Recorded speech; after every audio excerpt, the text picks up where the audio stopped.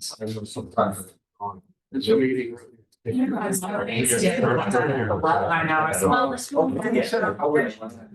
Everybody making any comments or- You're not on the agenda. we gotta navigate. There's no comments to be. It is. You're not on the agenda. You're not. So we're not taking comments. In the general operations.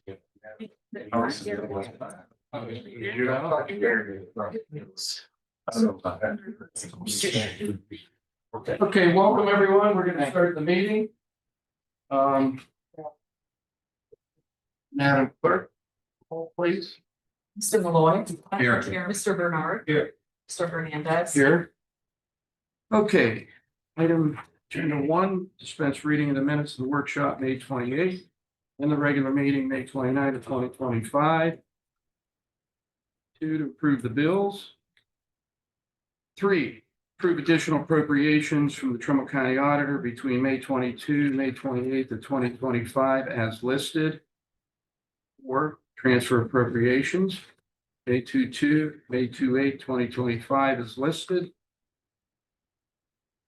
Okay, so we have Brittany Wolf here, and we're going to adopt the resolution, proclaim June 7, 2025 as Tourette Syndrome Awareness Day, Trumbull County, Ohio, in conjunction with National Tourette Syndrome Awareness that is being observed annually, May 15th through June 15th.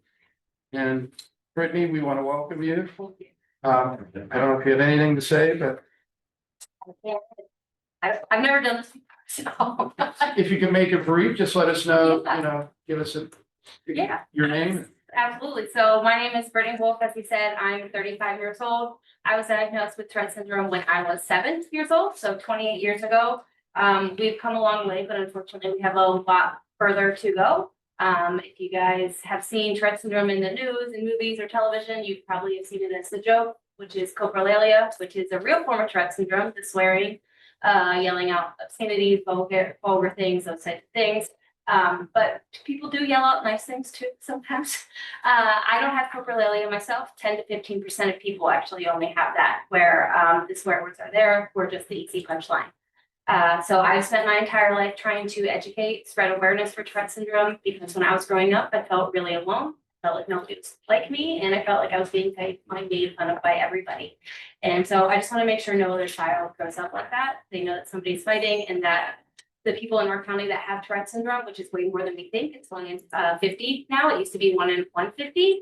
And so I just want them to know that we're out here, we're fighting for them. And Tourette syndrome is real. It's hard. It can be very hard to live with. I have a mild case, but it got debilitating to the point of me having to take disability leave from my job a couple years ago. I couldn't drive for like 6 months, which is a hard thing to do when you're an adult and you need to go places. I couldn't even drive 2 minutes without my hand off the steering wheel, as ticks, all those types of things. I'm a very big advocate for Tourette syndrome, and I just thank you all for learning about it. I encourage you to learn even more.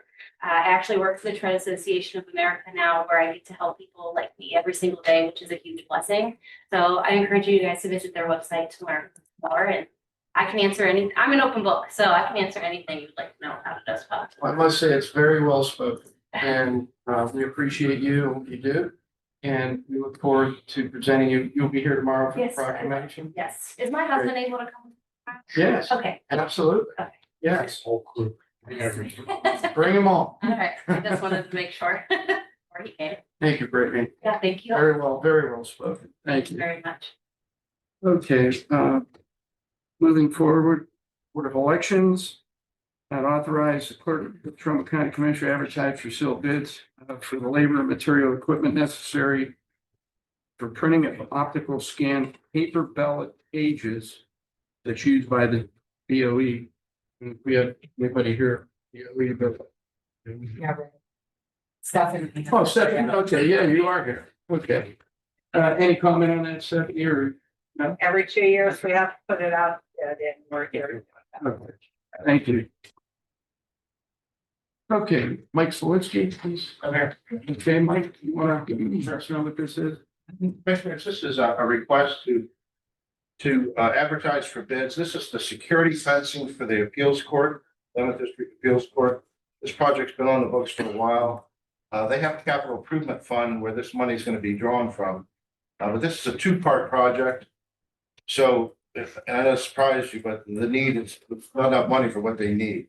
There's enough money for the fencing, then there's a paving aspect of this project, the second part.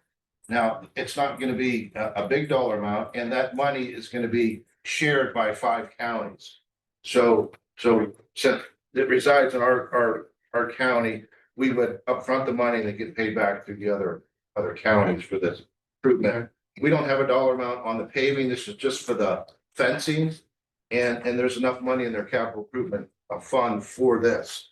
When the fencing is complete, then we're gonna look at the paving. I'll come back to you with prices and give you an exact amount, what it's gonna cost for the paving at that. But I expect it to be, not too astronomical. I have spoke with the judge and I know that it's been on the books for quite some time, a couple of years or so, I believe, at least. What I told him, I'm just trying to drag it over the finish line, so. Right. Mike, what's the situation with one corner of the parking lot was sagging? They're worried about a sinkhole. I know they got warned. We're gonna. Engineers involved. Yeah, the entire parking lot's alligator is completely failed. Some days it's been. So we're gonna do an 1.5-inch overlay and we're gonna do some sub-base repair in areas. And we're also gonna do some grinding because it's up, down, it's all over the place. So it needs a lot of prep work before we go ahead and resurface. But I mean, from underneath, did the engineering look at it to make sure it's not I'm a not- sinkhole? It's not gonna. I remember Bill talking about that. That was kind of going on before I was involved. And I'll shore that up with, because engineering's right next door now. Bill McCoskey's right next door. They moved into that building next door. And we have to partner with them on some of this project, because it's the parking lot's jointly between City of Warren and us. So I'll shore that up. Good. Commissioner, any questions? You know about that? I just had concern about the parking lot. He just said that it's shared jointly between the city and the county, so. Right. We're actually gonna remove some guardrail that's there to open it up to the City of Warren's parking lot. So we rent that section from. I don't know that. Commissioners, Phil Danso, Prosecutor's Office. The commissioners own the property where the court building is. And the border of the actual court building is very close to the property line, the building itself. We have had for many years since that building was constructed, we've had an easement for the driveway portion. There used to be some parking meters, I believe, in there. That section, there's a large portion of that driveway area that is owned by the City of Warren. They did grant an access easement to the county back when we built that building to access the rear parking lot around that way. This fence, and I have been in touch with Warren's Law Department on it. And everybody is comfortable that this easement is still sufficient to meet the needs of the new construction of the fence. But essentially, the work with them now is to install the fence that will only enclose the Court of Appeals parking lot. But it will be on the Warren City property. They're agreeable to that, but we are creating a sort of a pass through around the gate to get into their parking lot, and that's all done by agreement through that existing easement. So there's been no additional easements or anything required for it.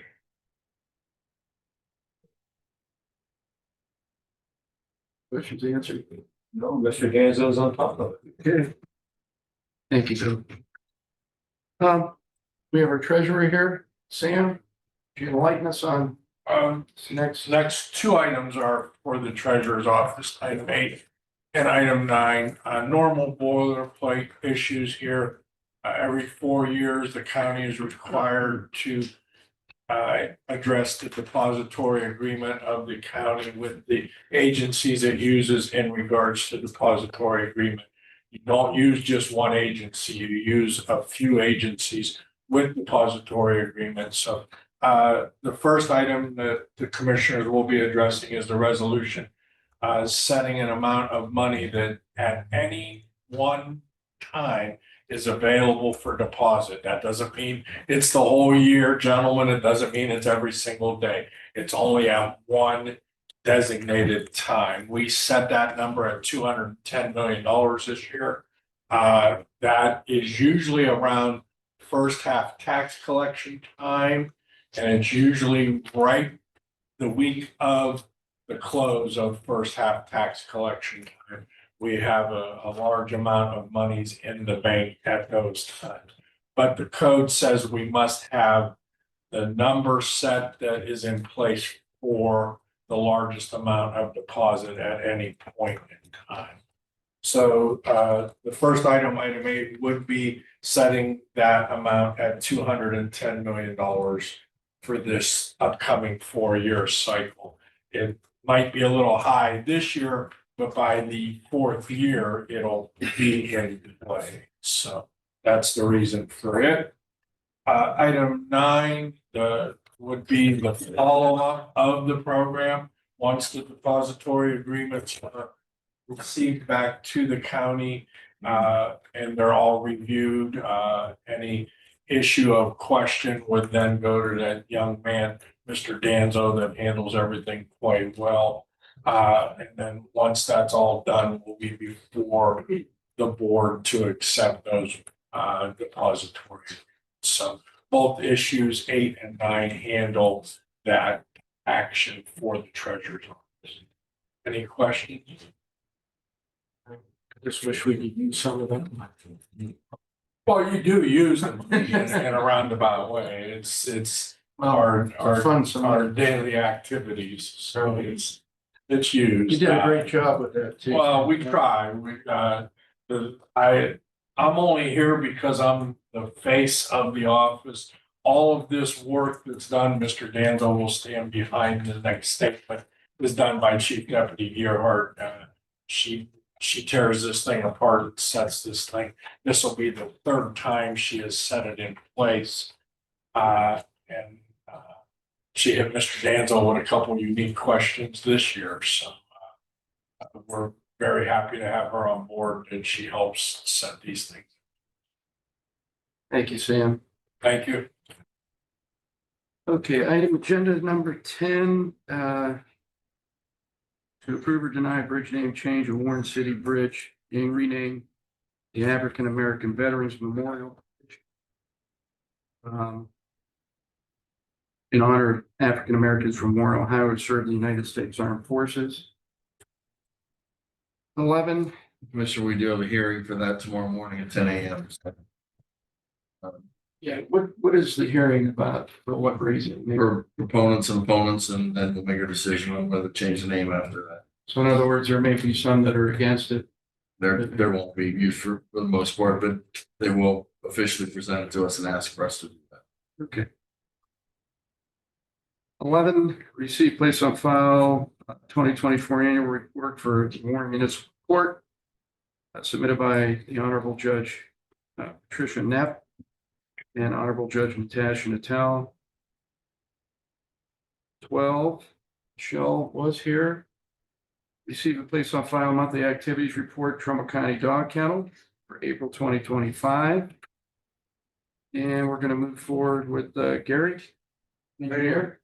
Thank you, Commissioner. Just a note on agenda item number 10, there'll be a formal dedication ceremony. If all goes well tomorrow, as anticipated. Nobody has shown up and out against the renaming of any of the well over 1,000 by now. I forget the time it is Saturday, but there's an official dedication ceremony. So 13 is to concur with our office to close the roadways. The first one there on Burnett East Road was completed over the weekend. That was part of that transmission water line from Warren to Lordstown. That got buttoned up, it's open again. And the second one there is just replacement. 4th is to concur with our office and bringing the right away permits listed. Okay. Short list this week. Yeah. Nice. Okay, 15. Nate Hoggins, Trumbull County Planning Commission. This is the fair housing agreement with Community Legal Aid Services for the Community Housing Impact and Preservation Grant, CHIP grant that we do. Again, this one has to be retroactive to the date that the grant started, December 1st. With any grants through the state of Ohio that we get that involve housing, there's a fair housing component. So this one specifically, Community Legal Aid will be doing 4 additional trainings on top of the trainings that they do through our allocation agreement. And distributing brochures in 5 additional places on top of their distribution, again, with the allocation agreement. 16 is to sign the notice to proceed letter for Alex Restoration, Masonry Repairs. This is the Emmanuel Community Care Center. This is through the PY 23 allocations, one of the projects selected in the PY 23 allocation. They have already been awarded as the lowest and best bid through the bid process. This is just letting them go forward with the work. They plan on starting the window replacement on June 4th. So is that tomorrow or 2 days from now, hopefully. That's it. Any questions? No, it's good. Thank you, Nick. Okay, so we're gonna move to 17. To appoint William McCoskey, Chief Project Engineer, the remainder of a 3-year term, State of Capital Improvements Program, District 6, Ohio Public Works Integrating Committee.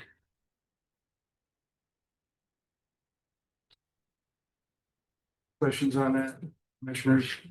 You want me to tell? You could. Yeah, I guess. yeah, commissioners, the integrating committee, this is our Ohio Public Works Commission for funding and the holding and Trumbull district. There are members on this committee. Mahoney and Trumbull. I've been on the committee now since 2004. And Scott was recently my next, but he was not have BSD and we need to fix something. You want me to do 18 and 19? Yes, sir. All right, item 18, Sheridan Drive, we are ready to put this one out to bid. We already had a public hearing for it. And read here that bid will come up on July the 10th. Item number 19, this is the Pendleton Gilmer Center Creek project over in Lewisburg. And we want to put this out to bid also. And as a reminder, there is a public hearing for Pendleton Gilbert tomorrow night at 7 p.m. Very nice. Ready to move on another big project here. Be there. Lisa will be there. Yes, we'll be there. Okay. Well, all of you will be there, correct? Yes. Item 20. Adopt resolution proclaiming June 9th through the 15th, 2025 as Men's Health Week, Trumbull County. It's in conjunction with National Men's Health Month. And I think we could all agree on that. Men's health. 21, Mr. Gargano. Thank you, Commissioner. John Gargano from County JFS. Requesting the approval of these 9 individuals to be employed at Trumbull County Department of Job and Family Services beginning Monday, June 23rd, 2025, and they would serve a 9-month probationary period. And the list of the names are there with their starting rates.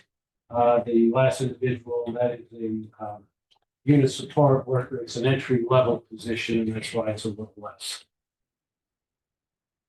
Any questions?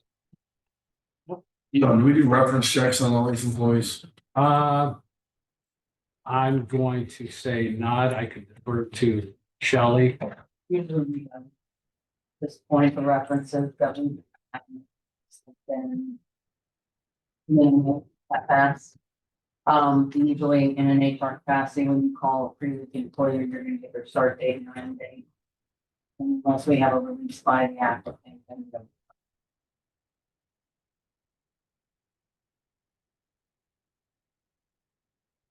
Yeah, I see one great one on there. We lost from senior levy. That's your levy. For the cyclone. I'm so happy for it. Okay. Tim's not here. Sherry, do you want to mention what this is? Well, yes, Sherry Taylor, Commissioner's Office. We did for actual numbers from Sage. We have updated a lot of our buildings with security, these key fobs, whatnot. Scan, get in, your number comes up. So JFS is in need, so is CSEA, and from what I understand, their system is just, it's outlived its life. They're looking for parts for it on eBay. So we did get a 2.5 decrease in the cost if we put this all together, like each of the buildings, if we say, Sage, we want you to come do this building, this building, this building. So if we're doing this many, we get the 2.5 discount. So, and I was afraid of the prices going up, so therefore I'm presenting to you. Does it include a side door? Yes. The admin backdoor tag, JFS and CSEA. Oh, I have it back. Yeah. Okay, that's right. Yeah. And where are these monies? Well, coming from? what I figured out, we have still some money in our 403, which is our small capital improvements account. And we could take 115,000 from there. And actually, this number is really going to be a little bit less because the admin backdoor came in at like $150, $200 less. So it'll be a little bit off. I'll have to correct those numbers, but majority was coming from the small capital improvements, and then the 55,000 is coming from contingency. Which I'm on that, I will absolutely. These numbers are okay with. So do we pay the JBS? JFS. Yes, yes, because there are buildings, and actually, we receive rent from JFS and CSK. So, This still doesn't include the records building. Planning commission. Planning commission. I mean, you know, we brought it up before. I don't know, you know, commissioners, what your thoughts are, but we definitely need, we got people walking off the street asking the ladies for money. And we can't have that. So we're gonna have to find. Can we include that in this and see with that? yeah, if you get a quote, then we'll see if we can't get that included, and So, again, a discount. so that would be the records Yes, and CSEA, JFS, tag, North River, and the backdoor here. and the records, get a quote. Yes. And then we'll get a quote for the building. What other building? Planning commission. Planning commission. Planning Fine. Oh, it's in the, oh, that's right. It's It's the in, same building. it's downstairs. So right. that would be really, great. But they have a separate door though. Well, it would be 2 doors, that's all. They would just do it that way. Yeah, because they do have that separate door going into the records. Or you have to have a camera or something there. But And also, like, our back door, we really need to come up with, as Alex said, we need to come up with policy for that on, how to maintain employee access only. Yeah, so a side door. I think what's gonna have to happen is we're gonna have to, with that in mind, erect some sort of a sign allowing people to know not to go up those steps to that door, you know what I mean? In other words, for, apartment only, Yeah, employee access. employee access only or something like that. well, the other thing we need to know too is if we do that, that's to cut down on overtime out front. Right. So over a period of time, we are gonna recoup some of the money. I'll get on that, I'll get the quote. So we'll just table this. I'm gonna take this off or something. Or we're just Yeah, gonna put it because on if we're gonna Yeah, wait for a I could quote just for the add, other Put two, it on next week. Okay, yeah. And then with the maybe commissioners in the meantime, we can get that Right. meeting scheduled that we had scheduled to try to facilitate all of this, just to make sure. And if we're going to be in records and or planning commission as well, we need to get a process for them as well, because if the door is locked 24/7, how are they admitting in outside of employees? So it's a public interfacing. So then to Commissioner Bernard said it, are you gonna buzz people in? I mean, how are we doing this? And that spans other elected officials. So I think we should also have them have a seat at the table for this discussion as well. well, you have the same situation on the front doors. Well, so the front doors would be open, like we don't have an issue with the So front doors. we want So the front doors would be open to we'd public have to have some access. sort of a way to make sure that those doors are locking. Well, they have the fob already. So the front doors already have a fob. But I mean, we're gonna allow the department, the employees to be able to enter Through the that back door and that door. Well, I would anticipate if it's an employee access, why would no employees just come in through this side door? That's my question. I mean, it's open front door as well, but Yeah. you know what I mean? Mhm. So what I'm concerned about is at the records I and think it's commission a different center. issue. Yeah. I think she's talking about being able to buzz them in. Right, what I'm talking Right. about at the record center is that there's no different access for employees, like the employees go through that front door. So if we're zoning that front door as like a no entry and you have to badge in and badge out, how is the public getting in it? This is what I'm saying. We don't have that issue here because we have the two very limited accesses. Right. Right, and then, you know, does that entail, like, is there gonna need to be a camera system for them to see to buzz somebody in? I don't know. So we need to really look at that, but that's also another elected official, recorder Zinni, I think I saw here somewhere. So we would need to work with that. So what I'm saying is, let's make sure we just, before we go do things, let's look at it holistically and make sure that it makes sense for everybody in your operations, because that is important. So it's your staff who's gonna be the ones, you know, buzzing people in, buzzing people out, and same with the planning commission, they're all the way upstairs where the door's all the way downstairs, how would they know? So, yeah, there's gonna, Nick, is there when you get off the elevator, are there doors before you enter the hallway down where the employees are?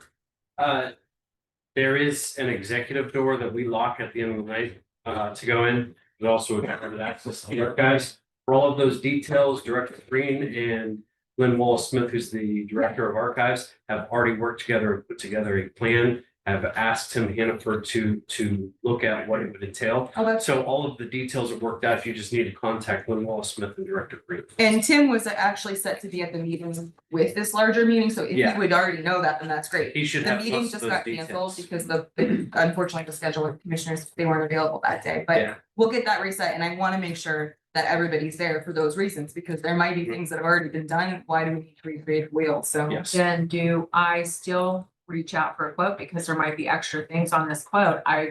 Sounds like Tim might already have, Tim, I'll Tim talk to him. Hannaford probably has most of those details, Okay. if not all of them. okay, I know Director Green has looked at this extensively. Okay. We've looked at this since 2017. Our building is one of the only ones that does not have Mm-hmm.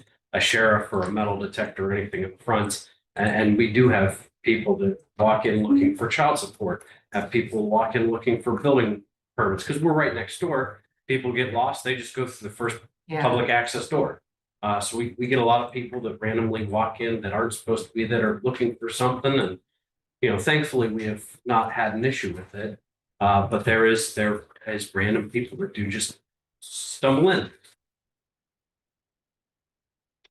Okay, so just to clear this up, we're gonna get Yes, quotes I'm gonna talk to Tim first and and for see what, the buzzer. yeah, we'll see what all, 185 East Market entails. So we'll get it buttoned up and, I'll get a quote for it, so.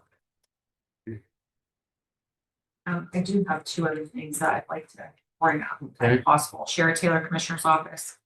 We do, and this also includes the Recorder's Office, we do have, the Commissioner's Office buys the badge materials and the printer at the sheriff for the employee badges.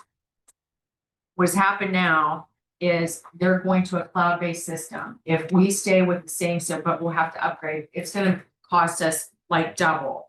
Right now, if we just have the recorders pays for their veterans cards, and then we pay for all the employees and cards in the county. So it ends up being, it's $9.95 for the commissioners to pay, and Dawn has graciously said she would pay for the $5.95 for the veterans cards. So that's something that we need to do. Just gonna have to do it. Everything's changing. We don't just buy software anymore, if that makes sense.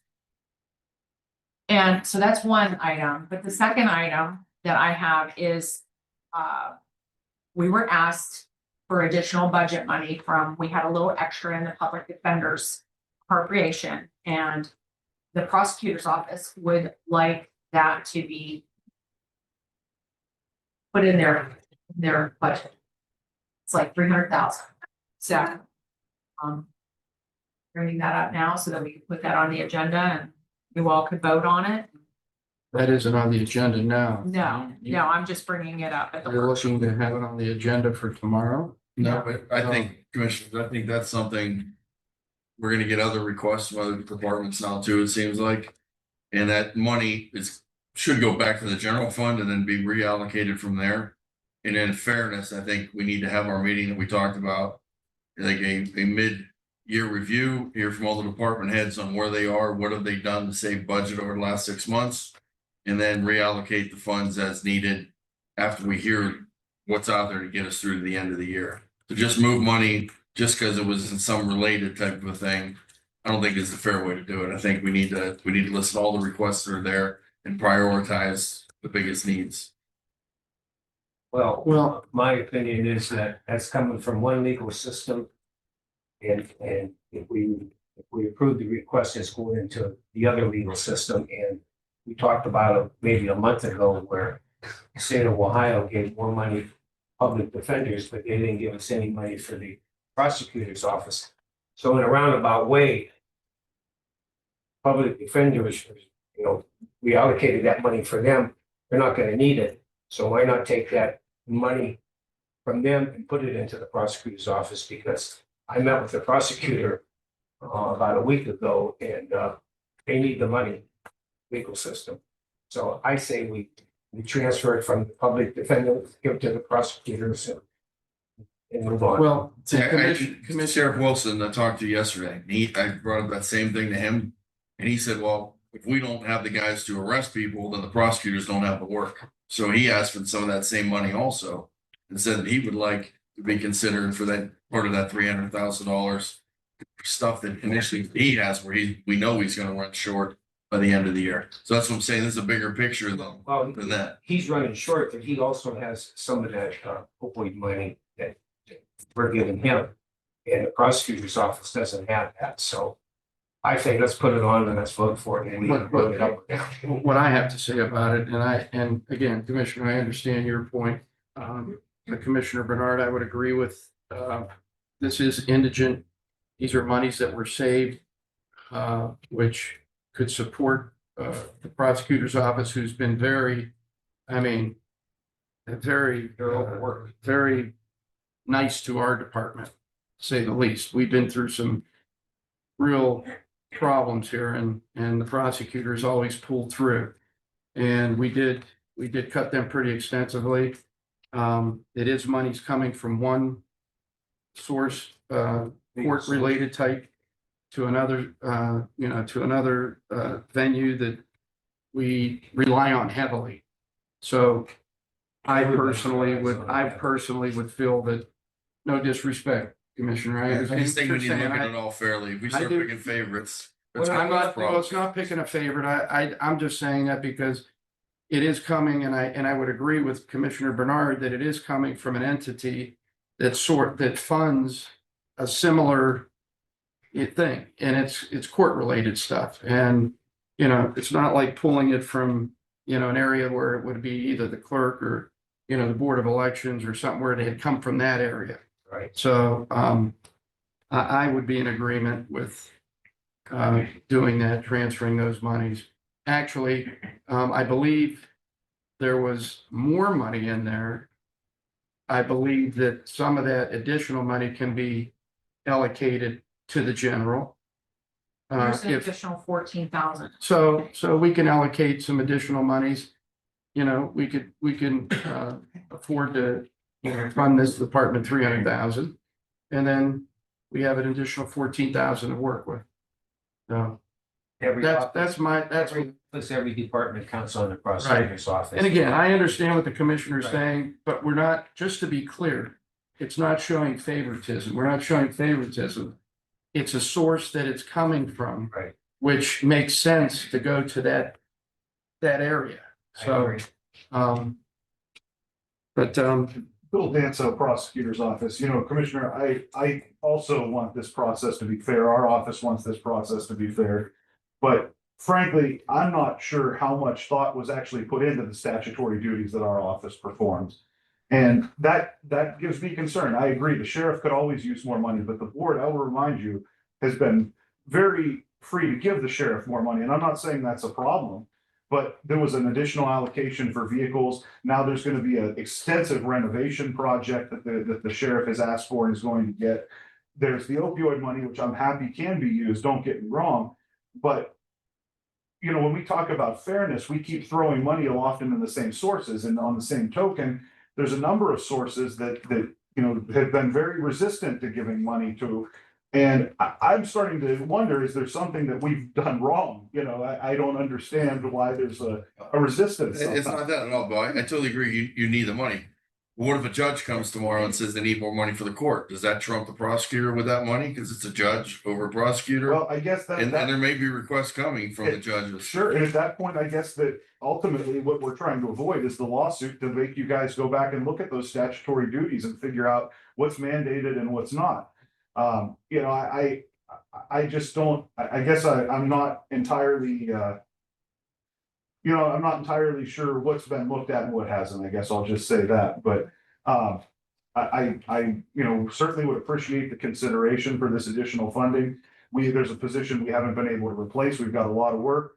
You know, the public defender contract came through. They were given 12 to 15% raises in most of their positions.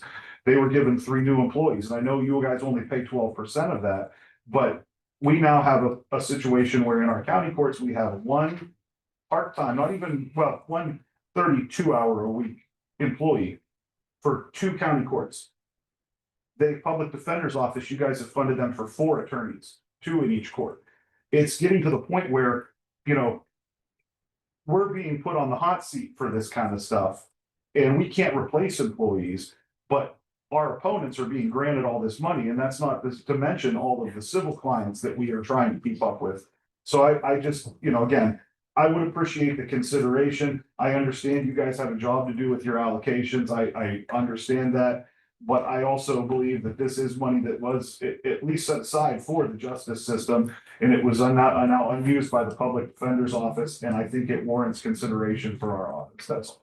And I just want to be clear about how this happened too. The state is picking, the governor's office picking up 88% Correct. of the indigent, you know, the monies.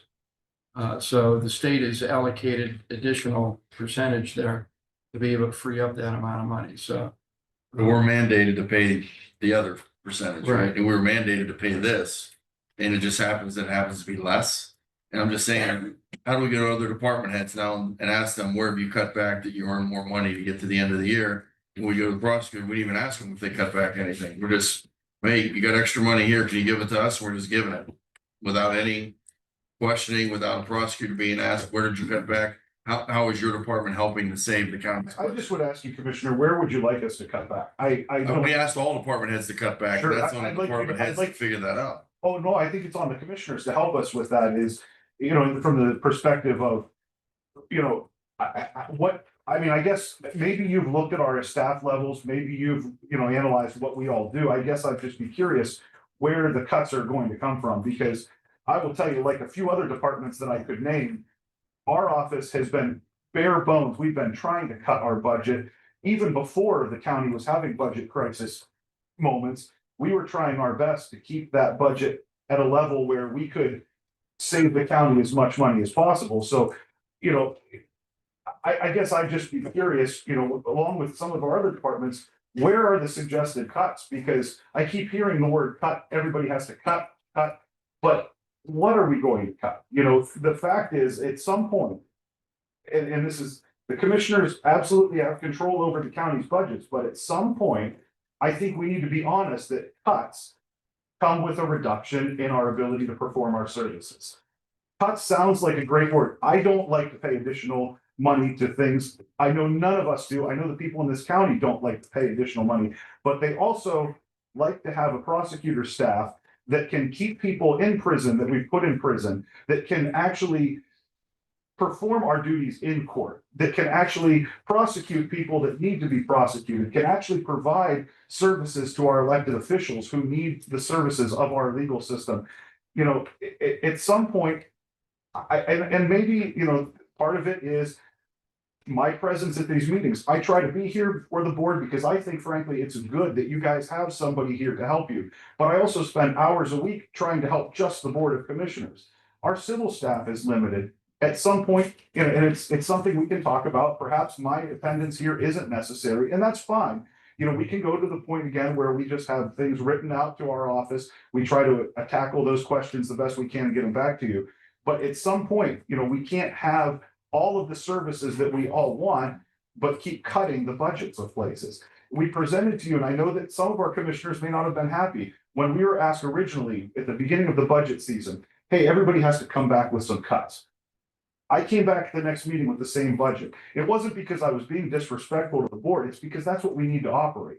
And if we can't have that budget to operate, then, there will be cuts. Unfortunately, it will be unplanned and unwanted cuts, but that also is going to come with a service reduction. And that's the problem that we're facing. And it's not just our office. I agree with you, Commissioner. There's other offices facing the same thing. But that's why it is critical that we understand and look at what each office is actually doing. What are the mandated services of each office? Because there are some services in the county that are not mandated. They're nice to have, they're great to have, but they're not mandated. But if you have offices that are struggling to actually do their mandated function, that's what we have to pay attention to.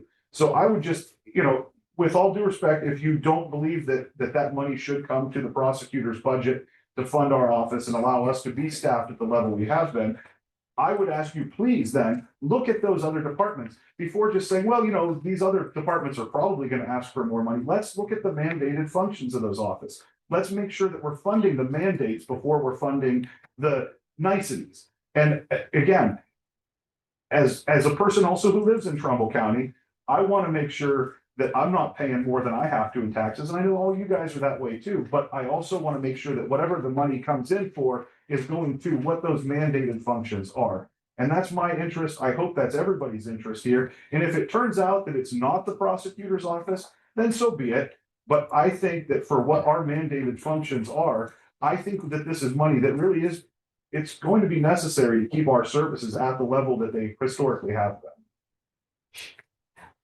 Okay, thank you, Mr. Danzo. I agree with everything except one thing that you said, where you said, we don't need you here. Yeah, we need you at all these meetings because, your office is a great asset to the commissioners and, I just think we have to fund it. And I would agree. And the thing is that what I would agree with there, when we went through those budget cuts, and I think Sharon can attest to this, the prosecutor's office was the one that stood up and said, yeah, you could use our mail system. You could use, Bill, Mr. Danzo is always here to support the commissioners. Any question asked, I would not want to lose you here for any meeting, for any purpose. And again, Commissioner, again, I understand what you're saying, but this isn't showing favoritism coming from an area that should be delegated to that area. And, to cut that prosecutor and to shorten their staff and their services and just to not have the prosecutor here on hand to answer those questions would be unheard of. I would not want to go down that road. So I think it's clear that, we have 2 votes for that. For the record, I don't disagree, and I'll vote for it. It's just, we're gonna be criticized tomorrow because they're gonna say, you didn't give any money to Board of Elections, you gave it to them, you didn't even ask. You didn't give money to here, the recorder needs more money. You put the money here, that 300,000 could have went to the 911, could have went to the coroner, could have went to other things. We're gonna be criticized by that. If you want to prioritize, prosecutor is the highest need with that 300,000 that is given back to the general fund. I'll side with you on that, but I do think we need to inventory a little, maybe 200,000, maybe 100,000 could be peeled off to someone else. I don't know. We're not even looking into that. We're just saying, we just found this money. It's the only money we have that we know of that's extra. We're pushing it right to the prosecutor. That's my. Well, here's the other, we're gonna go down that road. I mean, look what we did for the sheriff. I mean, we got money from the clerk of courts and we gave the sheriff how much money? Right. I mean, we were matching the previous sheriff, what he had spent. I understand that, but what I'm saying just to bring him up is to even with the previous. I mean, we weren't showing favoritism to the sheriff. We're not showing favoritism here. I just believe, and listen, we know that they're here today. We're going to take criticisms no matter what we do. We have certain criteria that we have to stay with, and we have certain areas that we have to fund, mandated areas, but we have to do with what we have to do, what we have to work with. But we could close it up with that. I don't want to go too much further into it. Commissioner. Yeah, just simply law enforcement and legal advice, those are 2 issues that we need. We need a prosecutor's office, we need the sheriff's office. We need a safe county and we need someone to prosecute the criminals. And I just really think we need the prosecutor's office. And had this money not been available, I was willing to take the money out of the rainy day fund because that's how important I think the prosecutor's office is. Okay. Thank you, commissioners. That concludes our normal agenda items, so we're gonna move on with, I'm sure Board of Elections is here. I don't know who's here to speak. We have someone also, if we can get to a guest from, who's dealing with an issue with the engineer and the prosecutor. For the McMullen Road that we talked about, and they've got a request here. I just want to make it clear, though, commissioners, moving forward, I think you would agree to this. These need to be on our agenda items. We can't just keep, and I respectfully say that, you could speak, but at some point, we're gonna have to, these meetings are becoming ridiculously long. These meetings are for department heads, and unless there's on an agenda item, we need to be careful about who we are inviting into our talk, into our agenda. But I understand that you're here, and please give us your name and reason. Ryan Armstrong, Select Water, I'm just following up on the county road extension off of County Road 1162 in Brookfield Township. Spoke before, I talked to Mr. Danzo in the engineer's office and put a plan together to improve and extend the county road off of County Road 1162, as well as pay for the electric that would supply for the Mark Tower, water tower and radio station back there. Do some drawings together here. We also have quotes from Miller Yacht Paving to perform that work, and an engineering firm on hand that will do all the engineering work to get everything up to county road specifications. So I just kind of want to follow up and see if we could move forward with that process. We also have a contingency plan in place. There's been an apron put off of that county road heading south. The landowner permitted and approved and has been built. But we would like to work with the county and help repair your road, fix your road, and update your infrastructure. Mr. Danzo, I know that this has kind of like been going round and round. Do we have any information on? Yeah, Commissioner, Bill Danzo, Prosecutor's Office. This is something that has been proposed, for a little while now. Essentially, the short version of this is McMullen Street right now essentially ends at the entryway to the old county property that we still own there with the radio tower, water tower, things like that, with an access drive for the county.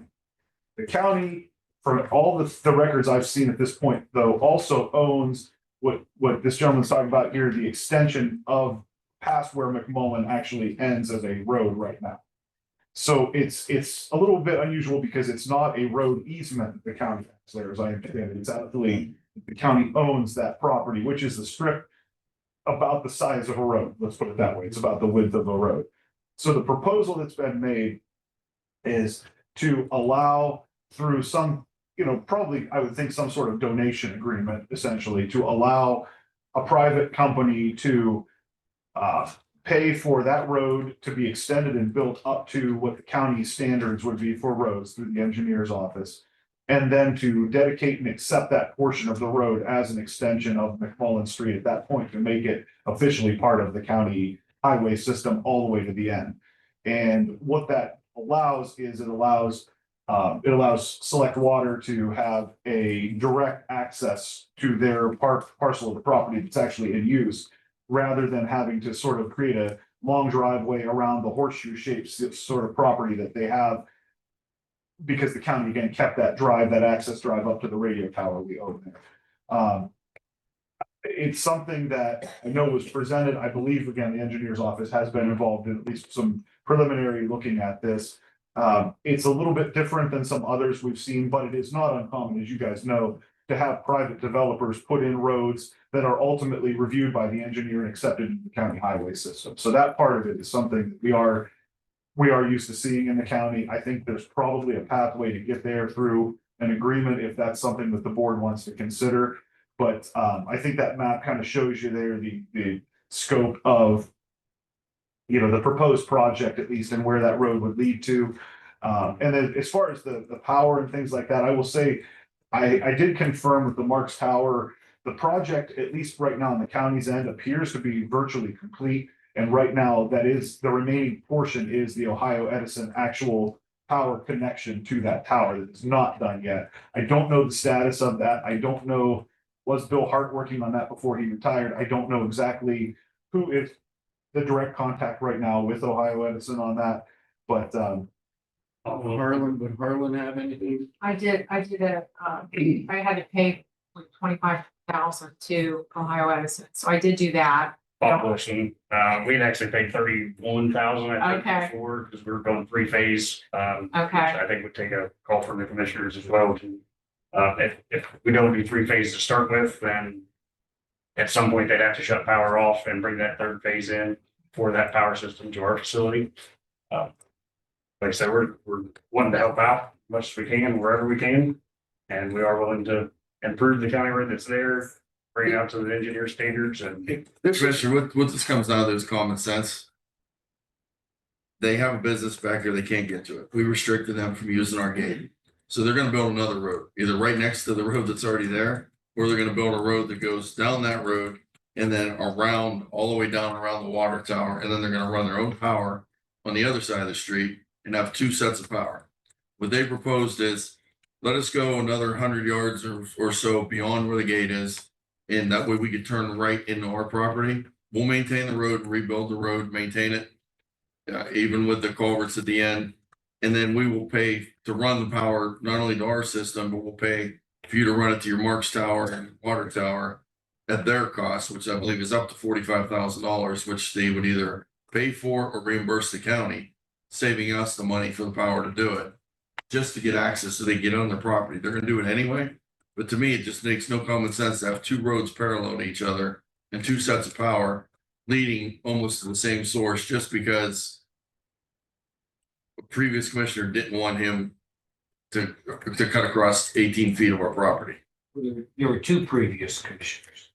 Correct. Now, does this have to do with that injection well? There? Yes. Are you aware of that?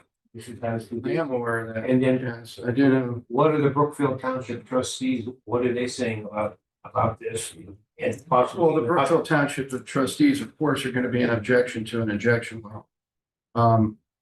But it's there and it's permitted by the state and he's gonna be in business whether we like it or not, or whether they like it or Well, not. I'm just saying, I I have two guess the roads. question is, do we help them or help to get there, or they can go around? I think we need to look at everything, and I personally would like to talk to Brookfield Township. Well, Commissioner, and I have, and I know the objection. Nobody wants an injection well in their neighborhood. I can tell you that right now. However, if they have the permitting to do it and it comes from ODNR, really, our hands are tied, unfortunately. And I think Brookfield Township's hands are tied too, as well.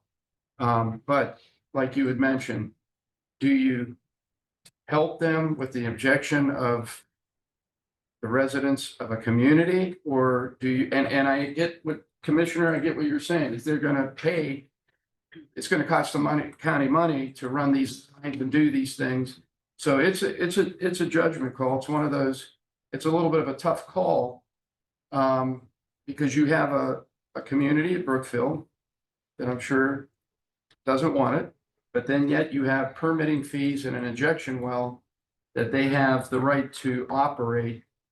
What do you do? I don't know. Like Commissioner said, you put two roads and we pay for the, the power up that road. We've been discussing this for quite some time, but I would as well like to discuss it a little further before we vote on this, Commissioner.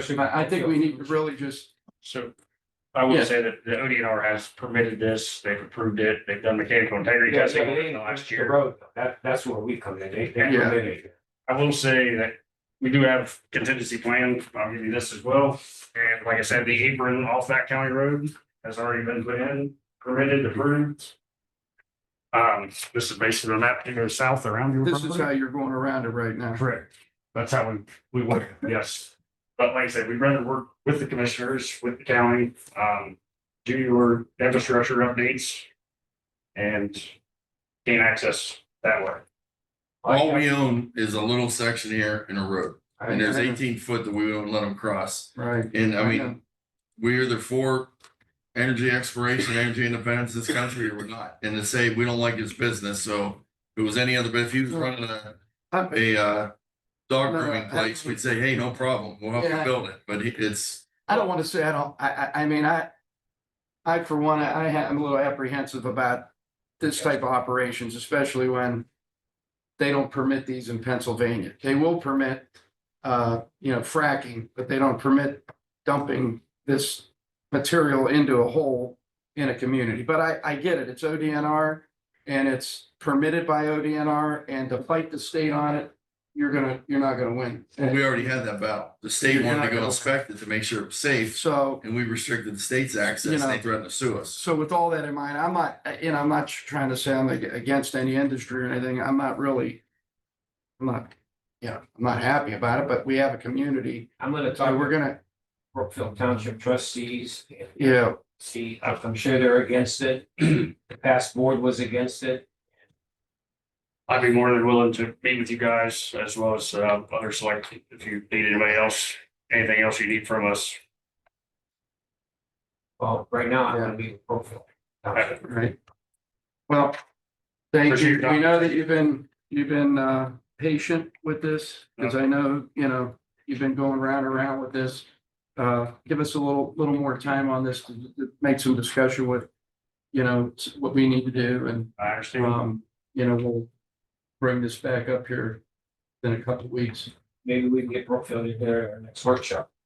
I can tell you, Brookfield's gonna say no. They don't want injection in their community, but this isn't gonna stop. Listen to them. I mean, it's their community. I think we need input from them. At least listen to what they have to And not say. only that, but I understand, the go around and all that. I see that. But you gotta understand the commissioner's position here. We represent, I understand. we represent, and if we're going, just because, we're gonna say 45,000 and you're gonna have a road here if we don't do this road. I get it, but how's that make the commissioners look? That's the issue. You know what I mean? I just, Well, I think we have to respect the community and what they want out there. I would agree. We gotta be respectful of them too. Okay, I thank you. appreciate that. Thank you. All right, so Commissioner, is that all you had prior to? So we have the Board of Elections here. Mark? Yeah. Are you gonna speak on behalf of the board, or, Yeah, I have yes, I'll kick it off. I'm sorry? I will kick it off, yeah. Okay, Can we come yeah, up? yes, please. Thank you. Uh, Go ahead. I don't. Have a seat. I'll move back. Stephanie, you have, Alright.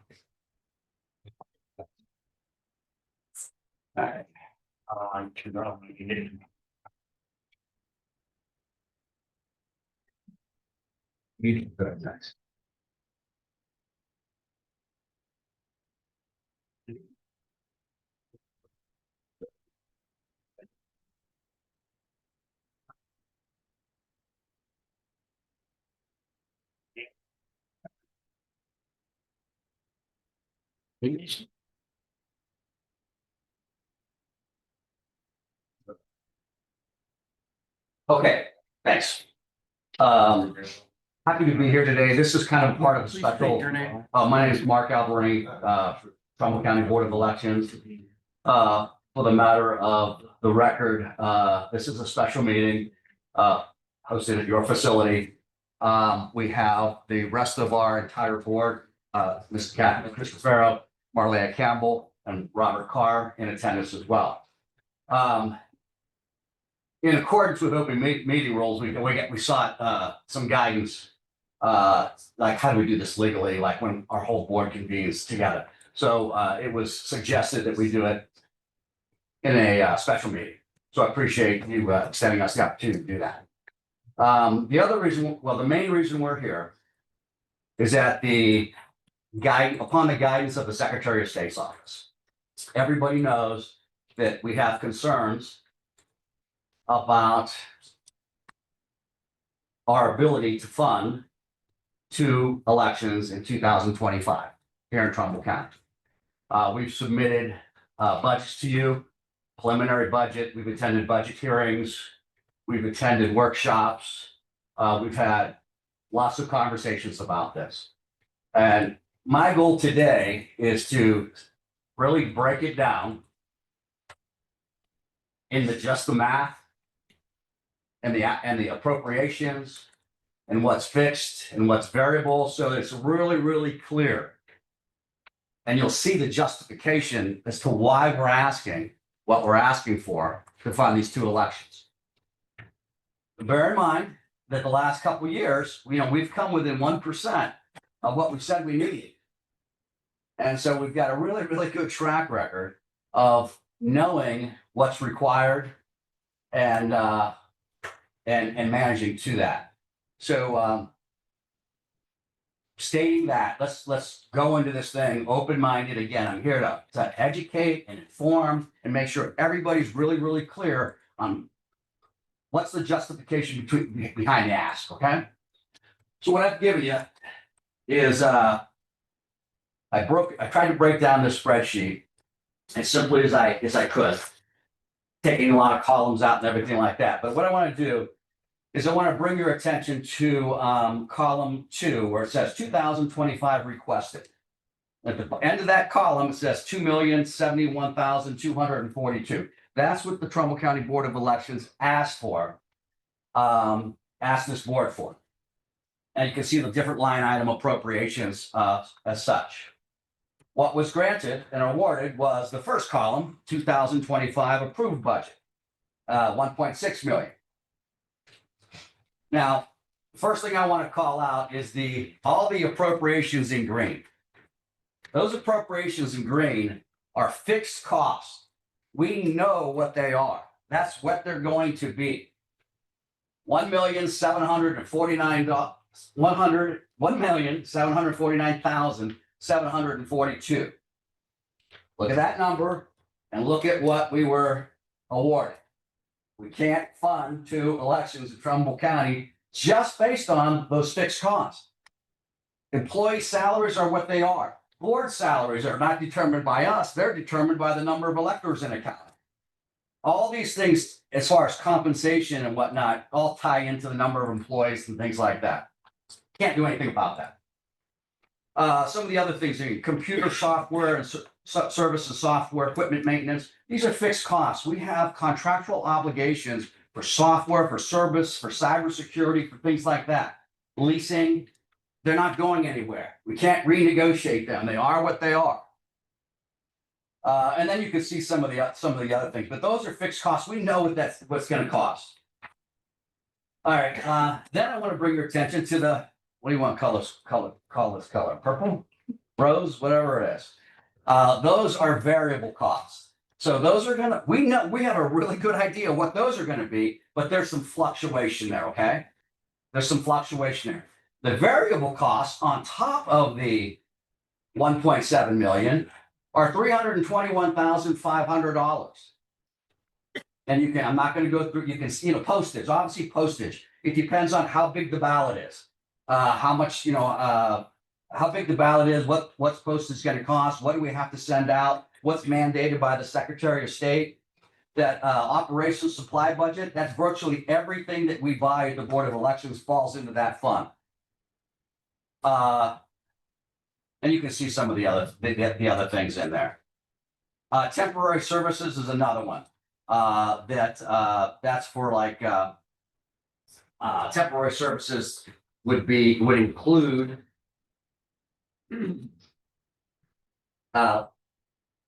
well, let me do this. So you have those. So the 1.7 plus the 321 basically equals the 2 million that we are asking for. And you can see that the fixed appropriations alone are more than what we were allocated to run these 2 elections. Now, in the 4th column over there to the right, those are insufficient fund totals that we know. And those add up to $257,000. So that's what we're going to be short based on what you've given us out of the 1.6. We're going to be short $257,403 approximately, because we have some of those variable costs. The good news is we got a state grant for $209,000 that we've used for poll workers, paying them and for various things. So that was a great thing. We didn't have to get it from you. We got it from the state. Every county got it. So that was good. The other thing too, there's two blue numbers in there, election workers, 10,000 and, temporary services, 30,000. Those are approximate surpluses. And those were calculated into that insufficient fund column. The poll workers got paid using the grant, the state grant in the primary, and for the temporary services, the $30,000 surplus there, we're gonna have to ask the auditor to move that into employee payroll. We're not allowed to do it, so it would be a request of the auditor.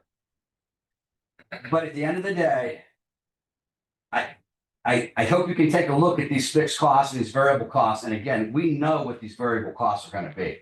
These are not arbitrary. This is not guesswork. We've been doing it for a very, very long time, and our track record is excellent. Real quick. Go ahead. Excuse me. So with everything in mind here, what are you short? Where do you believe you're short? I'm short not exactly. I'm short approximately $257,000. That's what. 200, no, I'm short, $257,403. That's what we're short based on, Commissioner Hernandez, the 1.6 that you had already given us. Right. And if you do the math and you look at the 1.6 that you gave us, and then the 1.6 that you gave us, what we're short, plus the state grant, we're coming in with a couple $1,000s of what we told you we need. When will you be Short? short? Well, what we're trying to What is, I know you're trying to avert, move the money around. well, running out of money, Yeah. but what is the timeline? What do you believe the time? Well, we're not gonna be able to fully fund a election. In November. Yeah, it's just in jeopardy. That can't happen. We all know that can't happen. So we know that we have a month. What we are trying to avoid continually going back to the auditor or the commissioners requesting transfer of funds. Can we rob Peter to pay Paul here, take this appropriation and put it here? We just don't, that's not the way to run. If it's not for you and not for us. My goal here was to really make it crystal clear in terms of what these fixed costs are, what these variable costs are, and again, give you the confidence to know that even though they're variable costs, we can predict them very, very closely. It's going to depend on how big the ballot is. It's going to depend on how much postage is. It's going to depend on how many seasonal workers we bring in. And I will add also, as we've been having these conversations, we have listened and we've heard, we understand we're in a financial tough situation. We're doing our part. We've split shifts. We're implemented split shifts that will generate some cost savings. Do we have a copy of this? Yeah, well, this is kind of my notes, but it's going to be on the record, and I can maybe clean it up and give you a copy of it. I'm happy to do that. I like to have a copy. Absolutely. We're doing some unique things in the warehouse by trading off early and late shifts. So a little bit of shift work to control costs. In the primary, because it was such a small primary, but it was a full election, we still had to be everywhere with all these machines and poll workers. We pushed back the start dates for the extra help. Pushed them back so we didn't bring them in maybe as soon as we would have normally. We had 3-person delivery teams instead of 4, taking all the equipment out. We continue to manage overtime all the time. That's something we do consistently. We consolidated polling locations. When you consolidate polling locations, you consolidate equipment. You reduce the cost of poll workers and the number of poll workers and mileage and all those things. We capped sick and vacation conversion plans to 120/80, which you asked us to look at and do that. Not necessarily 120/80, but that's what we came up with and landed on because you asked us to look at it. Eliminated overtime for the director and deputy director. Reduce the number of precinct election officials at multi-location precincts. Combine training classes to have fewer training classes. board members still do not take advantage of healthcare or hospitalization. We're doing everything that we can to be good stewards of the taxpayers' money, yet not sacrifice a single thing when it comes to running elections fairly, openly, efficiently, accurately. We just, nobody can, in this room can sacrifice that. There's been comparisons that have been brought up about, oh, well, this county does it for this and this county does it for this. Let me assure you that we are right where we need to be. Portage County might do it for a little less. They have 30,000 less workers. Mahoney County has 25% more, 25,000 more elected registered voters. They're doing it for $3.2 million. They just have 25,000 more voters. And we've looked at Geauga. We've done all this research so that we to kind of check ourselves. Are we being the best stewards that we think we are? And we are, in fact, doing that. Anything else here? You know, I think that's. I mean, speaking on behalf of the commissioners, I appreciate seeing where we were gonna be asking where some of the, with these cuts, where they were gonna be cutting. And I don't think anybody's exempt. I really, speaking on behalf of the commissioners, moving forward, we just do need to reassemble and look at ours with our budget commission and the numbers. Not gonna put you off, but we do need to do that yet. And we have not heard, I don't think we've gotten pertinent enough information to know, commissioners, where we are with our budget. But moving forward, we know that we believe the sheriff's gonna come, we know the Board of Elections and other departments. So we have to delegate as we can. Commissioner, I think you probably have a lot of questions. Just, I mean, I understand it, and it's the same thing we hear from all the departments right now. And we're hearing it from every department, wishes they had a couple 100,000 more. I wish we had a couple 100,000 more for every department. And you saw what you weren't here, I don't believe, but we just went through with the prosecutor. We came up with 300,000 extra. We were giving it all to him against my better judgment, I guess. I thought we should have looked at things more, but we don't have another 300,000 sitting anywhere where we could say, yeah, he's right, let's give it to him. Yeah. It's just, we're gonna have to take from somewhere else. When even in our own commissioners thing, we cut ourselves almost 3 million. Yeah. And we're trying to figure out how we're gonna get to the end and how the sheriff's gonna get to the end without laying employees off.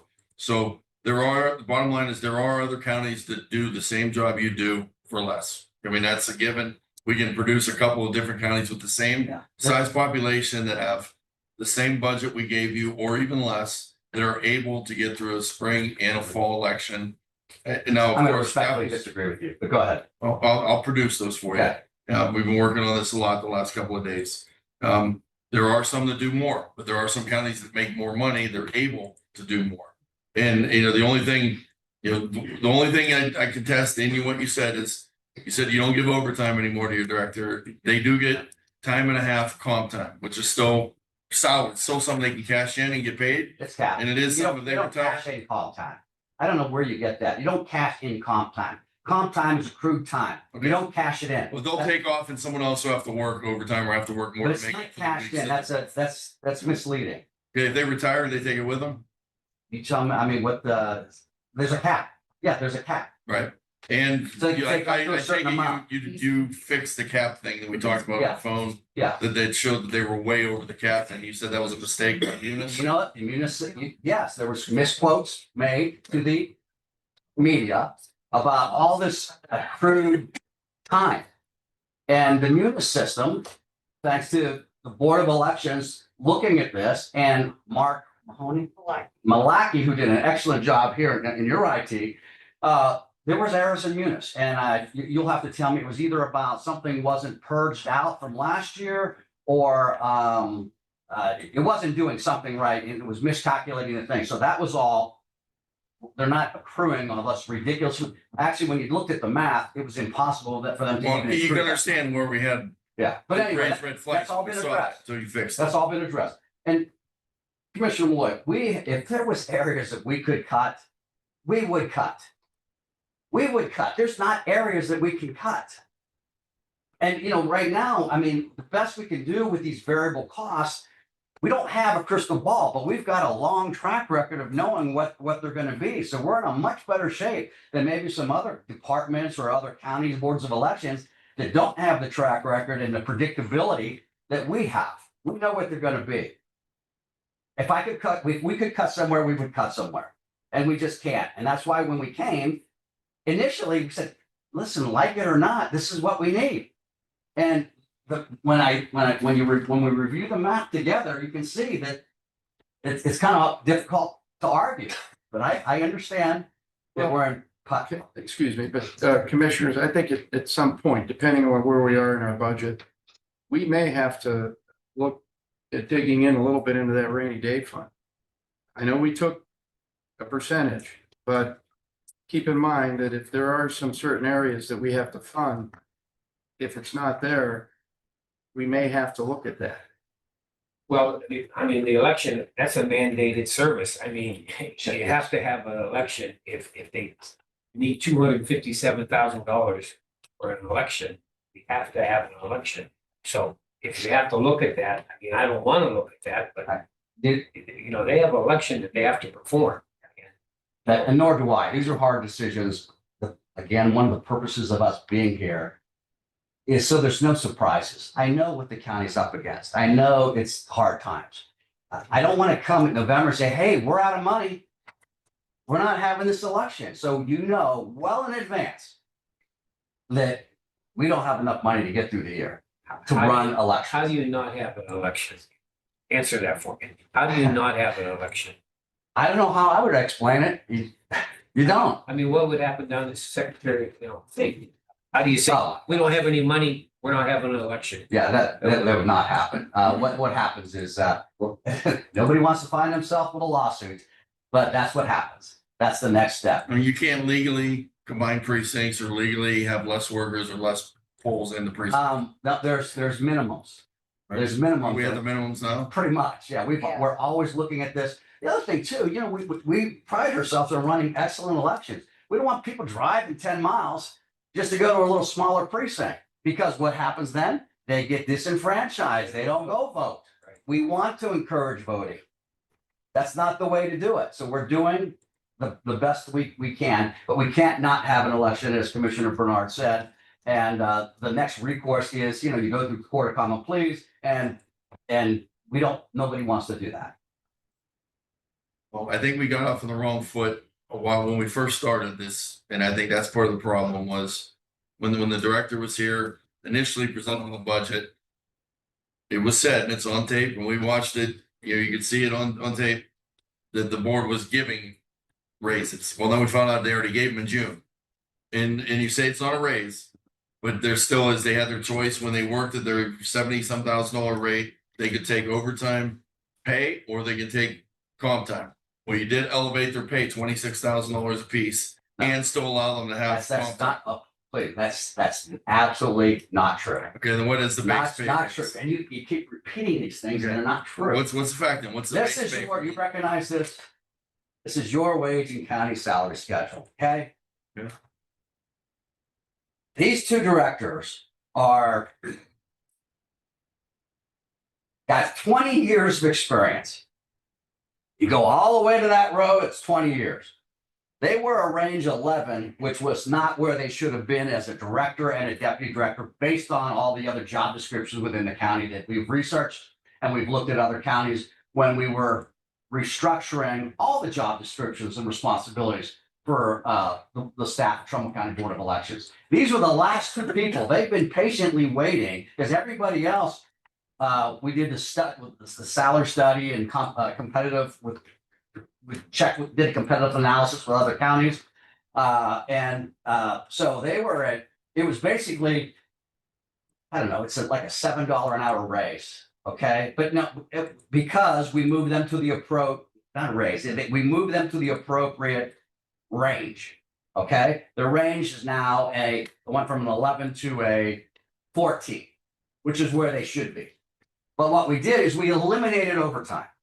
Totally eliminated overtime. So when and their overtime would fluctuate. And one of the reasons we eliminated overtime, trying to help you out. We don't know if overtime is gonna be here or here or here. It just depends on the election cycle. So we wanted to make it predictable. So it'd be easy to budget for. And that's what we did.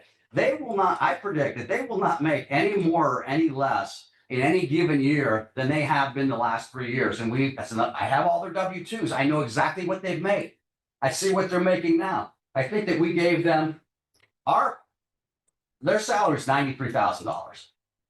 It's not what you're saying. You had then added 4% onto that, not us, but you did. But ours was the board approved $93,085. From what? I'd have to do the math. 73. No, Sorry. well, yeah, but the Right. thing is that the doing that offsetting the overtime negated all that. When you say, oh yeah, they went from 70 something to 90 something, that sounds horrible. We took away all that overtime, thousands and thousands of dollars worth of overtime. And in some election years, like it could be $15,000 or $20,000 in overtime. Remember too, Instead, they're getting time and a half for the hours, and they could take 8, 10 weeks. Listen, here's the thing that we need to establish. This Board of Elections administers our Board of Elections. We are the election specialists here in Trumbull County. We set commission, we set comps, we set all that. We set hours, we hire, we fire, we do that. Not respectfully, not this Board of Commissioners. So you don't tell the engineers how to build bridges. Don't tell us how to administer elections. Respectfully, we are paying a competitive wage. We have checked with other boards. We have checked with other directors and deputy directors. We have checked. We have done our due diligence. They are getting, and if you look, I have the top salary earners in Trumbull County. I filtered out the director levels. They are right in the range where they need to be. So let's quit beating the drum of making it sound like, because what you're doing is you're lessening the confidence in the voters in Trumbull County by alleging that, oh, we're violating the Federal Labor Standards Act. You're out of compliance with this. You shouldn't be paying these employees overtime. It's against this. And then when you say that we are just feeding from the trough and we're going from 70,000 to 90,000, that is going to ruin or damage the confidence in the electors when it comes to the Board of Elections. I mean, they have to have full trust that we're doing the right thing all the time. And that just. Yeah, but I'm sorry, I respectfully don't have full trust myself. So if the public feels that way, that's on them. You brought your own clerk in, your own audit per se. They didn't say it was on, it was a screen check. And it says right in the finding there that it says overtime wasn't even being checked by. I did. I have it right here. Read off what it says. Yeah, Read the bottom line. Yeah. We talked to the auditor face to face and So he did said I. it'll be forthcoming. So did I. The management letter. So did I. Okay, the complaint alleges the director and a deputy director at the Board of Elections are exempt employees and should not receive overtime pay. Deemed to be false. Not that part. Deemed to be false by the audit. I'm gonna read all. Okay. Mentions that they received approximately 23,000 and 21,000 in overtime pay respectively in 2024 for additional work performed during the presidential election. Deemed to be false by CHS review. Right, because they asked for 2023 and he gave 20, or. That's all they asked for. I Everything they understand. asked for, we So gave it's them. false because they asked for the wrong year. Listen, man, So they're it asking us makes for sense. information and we're giving them I information. understand, but you're using that to state they asked for one thing with the wrong year. I'm not and they gave using you the it. I'm correct. telling you what they concluded. I understand. All That's right, why they now, included the it. other thing You you asked me. Rates did agree to the payroll employee maintenance sheets and step range from the Board of Elections salary schedule from the policy manual. Per review minutes, the step increases were approved. Per review of the minutes, the step increases were approved by the board on 6/27/24. Timesheets. OT did agree to the timesheets and appear to be in accordance with their policy for overtime at 1.5 times the salary for any hours that worked over 40. However, it was noted that there was no indication of review or approval on the overtime timesheets. Quote, this is a potential area for internal control improvement. Not, this is an impending sanction, or this is an impending, yeah, that was in the paper. So the bottom, so the thing is, there was no findings there. This was their audit review. And I just want to, please let me clarify. There is room for process improvement there. We have a 3-step audit process and approval process for all overtime, including the director and the deputy director when they did overtime. They do overtime now, they just don't get comp for it. They are, but it's in their salary. So they don't get Went comp, over, or they do? they don't get paid any I extra. understand, but do they get comp time or not? A time and a They half? do They work they do over. get comp time, Okay, and it's that's- capped. That's all I'm saying. Yeah, Right. they do. So where's I going here? The process. Overtime timesheets are submitted. Edria reviews the overtime timesheets. And this has always happened. Edria looks at them, approves them, gives them to Stephanie. Stephanie looks at them a second time and approves them. Brandy, our fiscal officer, is the third check and balance. She looks at them and approves them and then sends them the payroll. You know what we weren't doing? We weren't initialing. So you know what? We're initialing. If that makes you feel any better. Edria, Stephanie, Brandy Greenwood are now initiating the 3-step audit review so that they have an indication that I looked at it, I checked it, and it's valid. So we'll own that. We'll own that. I think it goes back to my original statement. We either have elections or we don't. We're asking for $257,000 and we're gonna have to probably find it somewhere. Or they're gonna take us to court and we're gonna lose the court battle. Yeah. Well, this So, is, so why go through all that process? We just gonna have to look and see how we fund it. well, this is why I say that if it's not there, we are gonna have to look into digging into rainy day Somewhere. to fund some of these departments. I hate to say it, but there's a reason why it's there. It's there to be utilized. We run into these situations. So, This is a unique one because you are mandated by law. You've got to fund elections. All 88 counties have to do it.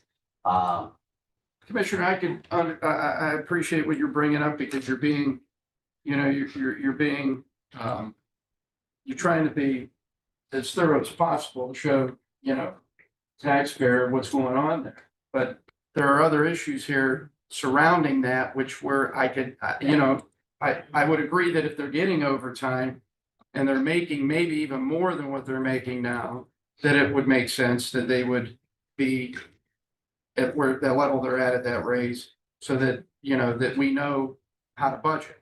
Instead of saying, Yeah. hey, they're gonna have $15,000 or $20,000 a piece in overtime. Yeah. We don't know if you can't produce this graph knowing the numbers are exact, so. And Commissioner Hernandez, we can't do anything about the seniority is their seniority. Their pay range is appropriate based on other counties. Yeah, and speaking on behalf of Commissioner Malloy, I really don't think, he's not against the Board of Elections. I'm not against the Board of Elections. Commissioner Bernard's not against the Board of Elections.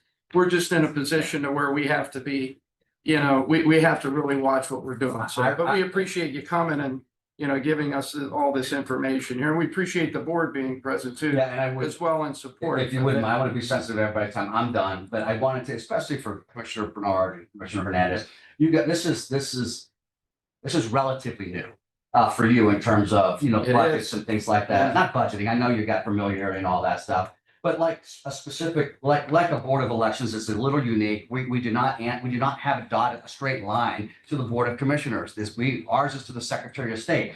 There's some uniquenesses there and nuances there. And that's why we're here to educate, inform, so that you've gone through this a couple times, Danny. Last year you had no problem with a $1.9 million budget. And you know what? Presidential year, you can make sense that it's gonna be a lot. And we had money. That many more things. And we had money. But the thing was, we came within 1% of what we told you we needed. You can take that to the bank. Go ahead. Is there any, not this year, but for next year, the state grant, 209, is there any way that we can increase that maybe next year? That was the one. They're giving it to us by our voters. And the Secretary of State. She needs to say her They name. gave it to us because they had a statewide issue and there should not have been a statewide issue. We need your names. Oh, I'm sorry, Stephanie Penrose, Director. Board of Elections, Edgar McCavage, Deputy Director, Board of Elections. Could you repeat that again? Everybody was talking. I didn't really hear what you were saying. Why we got We it? got a grant because we had a statewide issue and an odd number year, which is unusual. They knew that would open up precincts that previously wouldn't have been open. And that's why we got a grant.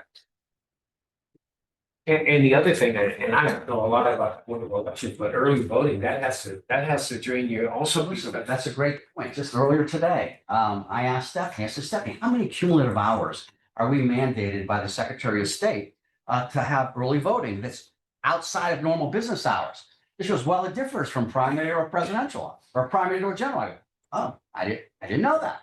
She goes, yeah. So the one, it can range a little bit over 100 hours between in any given year, over 100 hours or a little bit less than 100 hours. But it's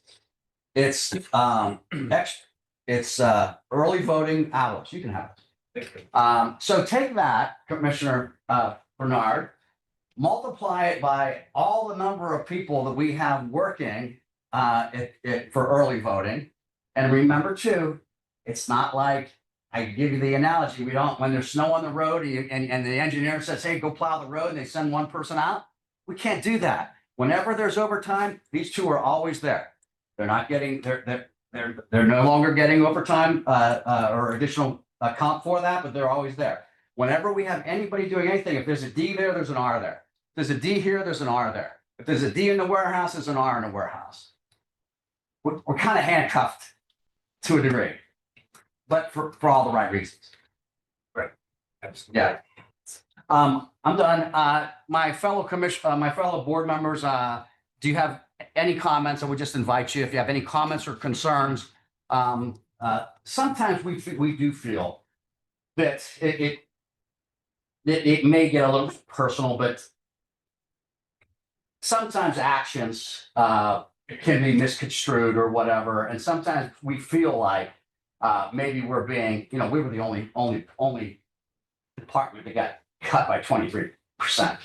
Everybody else was way, way lower. And sometimes we think, come on, we're justifying it, we're doing all this. And sometimes we do feel like it might be a little bit of a target for whatever reason. But Mrs. DeCristofaro, any comments or concerns, questions? But Mr. Alberine, I can assure you, I mean, I'm speaking on behalf of myself. Yeah. There's no issue with anybody in that department that I have any issue with whatsoever. And I'm sure that, Commissioner Bernard, if you would like to speak on that, Mr. Malloy, Commissioner, I mean, I would hate that you would think that because, that would be, that just wouldn't be right to do that, to cut a department because there was some sort of an issue. Because we got 3 commissioners here, 3 votes. Yeah. 2 votes will trump the other vote. Yeah. So, I appreciate it. I do appreciate you saying that. yeah. And I agree with him on that. And, we have to have fair and honest elections. I mean, that's a must. Thank you. A lot of us sitting in this room, we're here because of an election. Yeah. We want to make sure that they're fair and honest. And I don't think that's ever been an issue with Trump. Thank you. I totally agree. Mrs. Christopher, anything, comments? I just wanted to, we are mandated by law to hold these elections. And it is important to me that we understand the budgetary constraints. We're looking at that in our own households. Everyone understands that, but these are fixed costs. These are mandated things, and it's important to me that the voters have confidence that we're going to be able to execute free and fair elections so that it doesn't discourage them from turning out. That's all. Thank you. Mr. Carr, anything? Yeah, I have a couple of things. Mr. Carr, can you please announce your name too? You're pretty far back to those. Robert Carr, I'm the most recent member of the Board of Elections, and I can tell you, being new to the process, I listen to everybody who's talking at the Board of Elections, not just the board members, but Mark did an excellent job in explaining the budgetary problems that we're having. And I can tell you, one of the reasons why I chose to work with the Board of Elections was in Columbus. Every time I go down to Columbus and meet with the state legislators or whoever they may be, I can tell you that Trumbull County has a horrible reputation in the state of Ohio. Because of the politics that we've had up here in Trumbull County over the years. And that's not doing any of us any good. It's not doing the Board of Elections any good. Certainly isn't doing the commissioners any good. The only thing that I want to press to the Board of Commissioners and to the staff of Trumbull County department heads, whatever you may be. One of the things that we have to do is we have to work together as a team. Doesn't matter whether you're Democrat or Republican, doesn't matter whether you like this person or don't like this person. It has to be worked together as a team consistently. So you can forget about the politics, just think about what we're doing for the people of the county. Think about what we're doing for the people of Trumbull County. And think about the reputation that we need to change down in Columbus. I can tell you, it does not help us at all. We need to change that. But again, going back to what Mark said, when I became a member of the Board of Elections, I was listening to the same thing that you were listening to and talking about right here. I thought maybe the people at the Board of Elections were being overpaid. But when you stop and look at the amount of work they do, and you look at what everybody else is being paid, it's not inconsistent with anything. The problem is, what are we trying to accomplish? What is it? And we want a fair and honest election for everybody. And we have to have the money to do it. There is no way of getting around that. People down in Columbus are going to sit and laugh at us if we think we're going to be able to restrict the budget. It's not going to happen. Anyway, thank you. Thank you, appreciate it. Mrs. Campbell. Hi, Marlia Campbell. I'm also a board member for the elections. Mark, I think you did a fantastic job, and I want to thank Stephanie and Andrea because the amount of work that they put into this presentation today, assisting our board like they do every day, greatly appreciated. I agree with what Bob said about our reputation in Columbus. And I also agree with what you said, that there could be personality issues involved. I have had nothing but pleasant discussions with Mr. Hernandez and Mr. Bernard. However, one of the things that makes our county look so bad, and the reason we think things are personal, is because we have articles like this that appear in the newspaper. Now, this was a result of one of our board meetings, but yet if you look at the picture on the front, whose picture is there? Denny Malone. He has trashed us in the newspaper. He has made up truths in his home. That $19,000 was cashed in on comp time. That never happened. We don't cash in comp time. We did not give $23,000 basis. We have worked very hard at the Board of Elections to make sure that our elections are fair. We have the same number of Republicans, the same number of Democrats. Law doesn't make us do that. We do that because it's what we want to project to the voters, that everything is being watched. We hide nothing. As Mark said, we come within 1% of our budget. If every household in Trumbull County could do that, they'd be happy. We are happy with that. We're not asking for anything additional. We're not asking for extras. We're asking to fund an election. It is a mandated service. I hope that we can work with you guys and not have to take this action. Thank you. Let's leave on the note that, hey, Mr. Carr said, we're a team. We got to work together. We've got a problem. We've got a challenge. We got to figure it out. Whatever we can do on our end, we're happy to look at all that stuff. We just need your backing to make sure that we can have two full elections that are supported and serviced and staffed appropriately.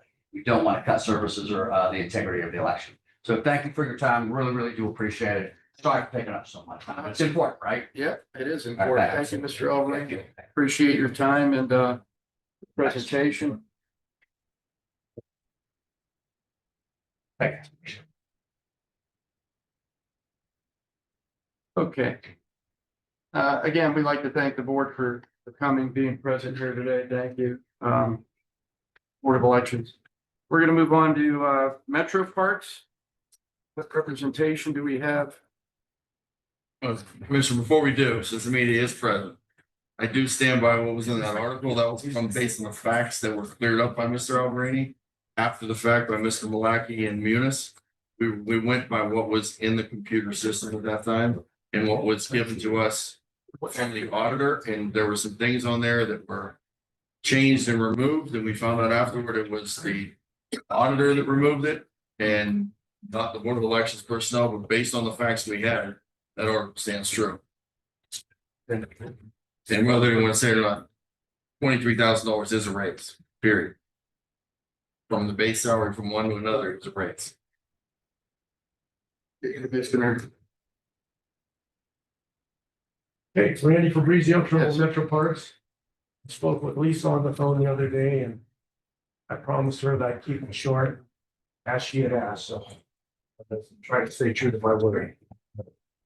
Dear Commissioners, Trumbull County Metroparks has requested $5,000 from the Trumbull County Commissioners. The $65,000 allows the Metroparks to operate for the remainder of 2025. This request is for operating expenses only, not for any expenses related to the Leventhurst Dam removal project in Warren Township. So, Mr. Fabrizio, we understand the service that you provide and, I'm one commissioner. Commissioners, I see no issue with funding Metroparks to continue what they do. It has nothing to do with the dam. We have 25 townships in Trumbull County, including the additional cities, the villages, and Metroparks is part of all those areas. So we can't defund a service that the commissioner started years ago, and they're a cash cow for grants. We're in the last leg of the bike trail. And apart from the issue with the dam, this is me personally speaking, as one commissioner. We did give them 65,000, which was short. We knew that beginning of the year. They're in need. And I feel that, we're gonna need to fund them the additional monies moving forward. When are you gonna run out? Well, drop dead date looks like it's the end of June. Correct me if I'm wrong, Kurt. If we, Kurt Sauer, Metroparks Board. If we basically exhaust all our remaining monies, we will be able to operate the parks sometime between 1st of July and sometime between 1st of July and 1st of August. Normally, as do all the departments, we have carryover for operating funds for the beginning of the next calendar year until the budget's approved. That would deplete that basically. If we are not funded for the balance of the year, we will have to incur some relatively minor expenses in closing parks, making things safe without oversight. And we have contractual and employment obligations to our only salaried employee, our executive director, in terms of unemployment benefits and accrued vacation payout, plus some insurance fee. So basically looking at that, we'll have enough funds available sometime between July 1 and August 1 to keep the parks open and then orderly close the system down for the balance of the year without a carryover for opening up in 2026 and without funding for 2026, which is obviously not be determined until sometime in the early part of 2026. We will be unable to make any actions toward our normal, relatively minor, but nonetheless required duties to get the parks ready to be open once the season starts. Our hard use season is roughly April 1st through the end of October. Right. Well, and commissioners, you recall going into this, we funded the department knowing that, that this was going to come back and,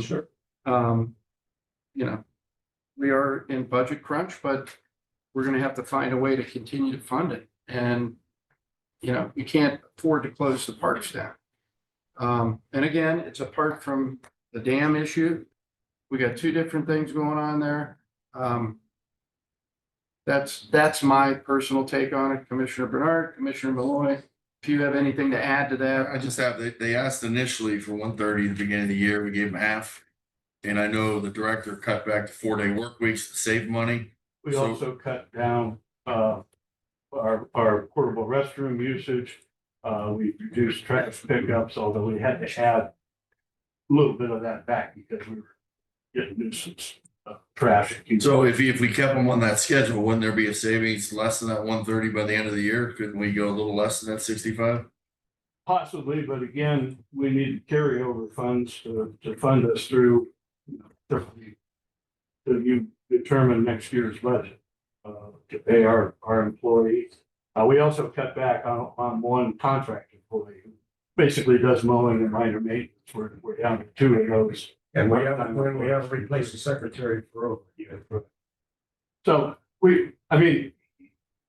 yes, we could keep the parks open, but we wouldn't be able to do our normal 2026 planning and opening procedures without some carryover to cover payroll expenses for executive director, insurance, and minimal utilities. This rate at 35,000, probably would, 65,000, we probably wouldn't be able to bring Zach back. Yeah, we would continue the part-time. Well, it's not part-time, it's full-time. Well, It's 32 It's hours. full-time, 30. But, that was my. And it just, for the record though, I guess it's probably better, who is paying the legal bills for it? It's not coming out. There's a line item in the grant for the dam removal and remediation that is for legal expenses that may arise. Currently, that's what funding for the park. And you'll see all that in public. The public record request was made and we're putting that together. You'll see it. I agree with what Commissioner Hernandez said. I think the dam issue and funding Metro Parks are two separate issues. And I think as a county, we need the Metro Parks, we need the parks open. I think we need to find the money somewhere to do that. I also would like to say that at some point in time, I would hope that we could sit down, park board, try to rectify the dam issue. If it's important that we all sit down in a room, try to come up with a solution, which is best for all of us. I just, that's my true feelings, but I also think that we have to find the other $65,000 to fund the parties. I just would hope that you guys would consider sitting down with us and just have a conversation. And let's get it back on track that we could sit across from the table. I agree. However, the EPA is very strong in their position that the grant was funded to improve water quality. So that's their line of saying. Maybe we don't agree with that. Yeah, I think you're wrong, Mr. Fabrizio. I talked to the deputy director of EPA and he told me the three things we could do. Continue on, give the money back if we wanted to bail on it and not have any repercussions from the state. Adjust it to another alternative and they would use the same grant money, or come up with a fully new plan and they would entertain a new grant with those different parameters. They told me that, we had the meeting scheduled, you called Columbus, canceled the meeting. And now we're paying taxpayer dollars for legal fight. We don't need to have. Let's see if we can get that meeting back at the table. Get the EPA here. One or two representatives from the park board, if you only want one commissioner here. And let's see if we can't sit down and everybody listen and so everybody knows what the real facts are. Well, being in the middle of litigation, we've been advised not to go into this, so. Well, probably not now, but let's see what happens. Well, Yeah, I no. appreciate I think we can sit down and settle this out in court. I just, As long as, we were willing in November, December, early January. You asked me to make the meeting with the EPA and I did it, Mr. Sauer, and Mr. Fabrizio trumped it. Well, I'm not gonna get it. well, yeah, I mean, it's public. We were in a meeting when we said it. And you gave me till the 15th of January. I set the meeting up and it was Well, here's the Didn't honor your the end. bottom line is, the bottom line is, yeah. Let's just see if we can get at a meeting. We could see if we could come to the table. Right. Maybe we could get something That's- worked out. If not, it is what it is, but at least We everybody try. could speak amicably with one another and, you know, and try to get something, so that it isn't a personal Right. We're all in situation. town. We don't want We're it all to one be personal. Right. No, I mean, I have nothing personally at all. It's just, you know. And I mean, as facts you are can see, there. you know, we have the, At we have some point in the time, people let's from see the if we dam can get a here, and meeting. we have two different opposing sides. We understand, we're in the middle of all of it. It's a tough position to be in, Commissioner, I can tell you, because quite honestly, when we came, Commissioner Bernard and I, we came into this, I had no clue what was going on, other than seeing some things in the paper and everything, and, but now, knowing what we know, we want to try to be, we want to try to work along with all entities here to make this work, you know what I mean? Now, it is what it is. If it comes down to whatever happens. We, you know, it's beyond our control, but at least we could continue to speak to one another. Be respectful. and try to get- Respectful of one another, correct, right? I respectfully ask if I can comment to this. Nah. Yeah, we better keep it, that's right, let's keep it at that with Metroparks, and then you have something to say here. Yeah, I don't think that's fair. Well, I I mean, mean, the truck stay here, elected That's official. very, well, get to say your side, and I have something beside that has nothing to do with the size on there, but you're not opportunity to speak, that's very bad. Well, dismiss this meeting and let the gentleman What am I speak. talking about? Damn, though. I got something just on a preference of of funding of 65,000. Could I not say something to that? That has nothing to do with it. You don't agree with the 65? No, I don't think you should fund 65,000. Your name first, please, Mr. Edward Anthony, Warren Township trustee. I don't think it's fair to fund this current board that you guys have asked several times to sit down concerning dam and other issues. It's not fair to our community that our park, I believe you said, is opening April 1st. We have no opening park. We have to suffer with phone calls 7, 10 a freaking week because people come down to Canoe City to use the facilities from all over Pennsylvania, Michigan, and everything else. Who do we have to answer to? We just give a number for them. So your parks aren't open, and your parks are not gonna be open in Canoe City. So now our residents, because of this issue with the dam, suffers. Our residents, outside people, suffer. It's not right. But we're gonna fund you 65 from what? It's not right. You guys haven't been cooperative with us at all since day one. And you continue not to do with this board right here, even though there's 2 members new. That's an issue. But we're gonna give you, as taxpayers, $65,000 more to fund the other parts of the community, which are in need. You did nothing for us. Nothing. So I hope you can sleep at night. Thank you. I don't have a problem sleeping. Yeah, you shouldn't.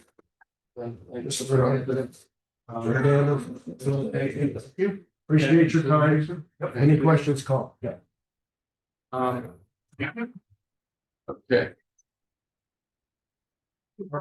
Yeah, I do. I just wanted to bring it back to the table.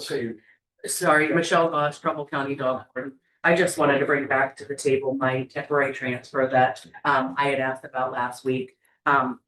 We know there was some concerns about my deputy dog warden from a pay range 4 to a pay range 8 and then possibly a pay range 11. I met with HR and the union reps and we kind of went over the job description a little bit. We revamped the job description because there were things in the job description that the chief dog warden was at that wasn't on the job description. So we went over that a little bit. I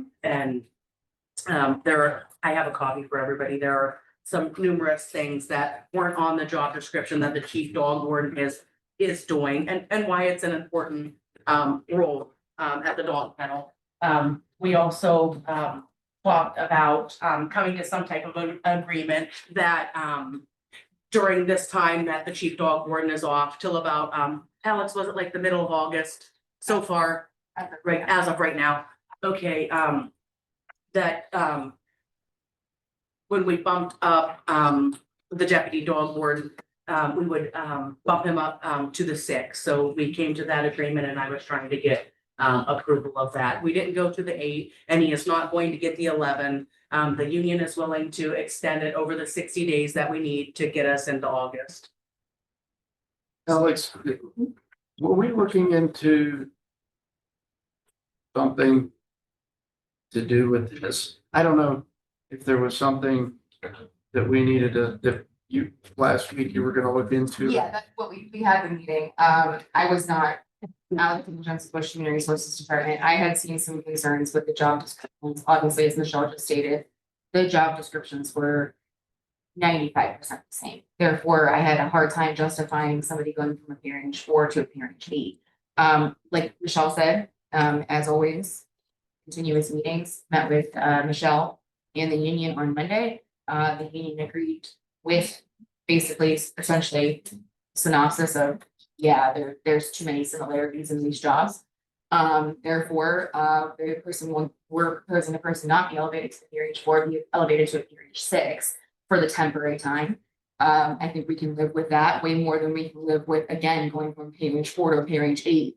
That's a huge difference right there. Again, this is temporary. A 2 pay range increase isn't as outside of what a temporary transfer is of what we were looking at a 4 pay range increase, if not more. It was 226 an hour.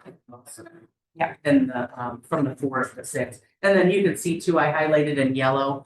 I noticed that in there too, talking about the gas chamber in this job description. We haven't had the gas chamber since about 2010, so almost 15 years ago. So I'm glad we could come together and revamp those a little bit too, to show exactly what the chief dog warden does in the department more. So if this is the case, this hire or this, I have no issue with the temporary transfer.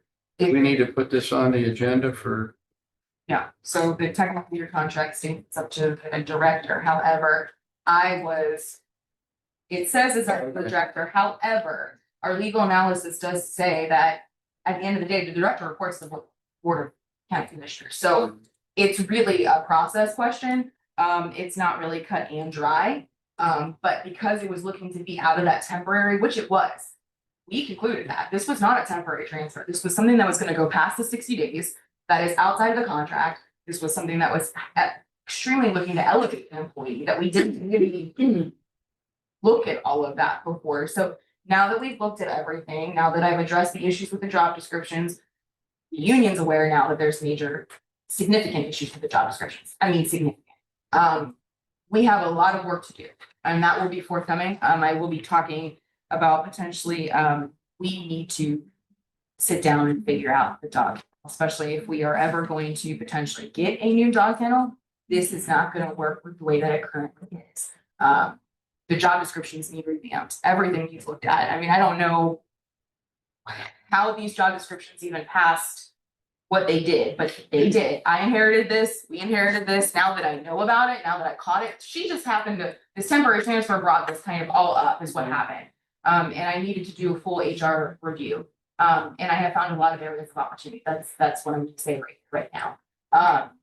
In the job descriptions, in looking at who's paid what and how they're paid. But remember, all of those things are now contractual that have been under contract for a very long time that I can't just say, we're changing it, right? So that takes conversations with the union. We did meet with the union yesterday. We started those conversations. And like I said, I am okay with the peer range 6, not a peer range 8, bottom line. Then the union is okay with going beyond 30 days when they weren't okay with it last time? So we will do an MOU. Yep. They agreed to that yesterday, that they will agree to the pay range 6. I will type it all up, and they will agree to going past 60 days. And I point blank asked them about the last circumstance, and they said, well, that was different. I said, well, that's here. We can agree to disagree, but if this one you're saying we're gonna go past the 60 days, I know we're going to go past the 60 days. I know that. I can't, unfortunately, medical things happen in life and I can't touch that. But we do feel strongly, we were never saying that we didn't feel like there doesn't need to be a chief deputy. Let me be very clear. I think sometimes people try to like commingle words. Not saying this job's not important, it's very important. Every job here in this county is important.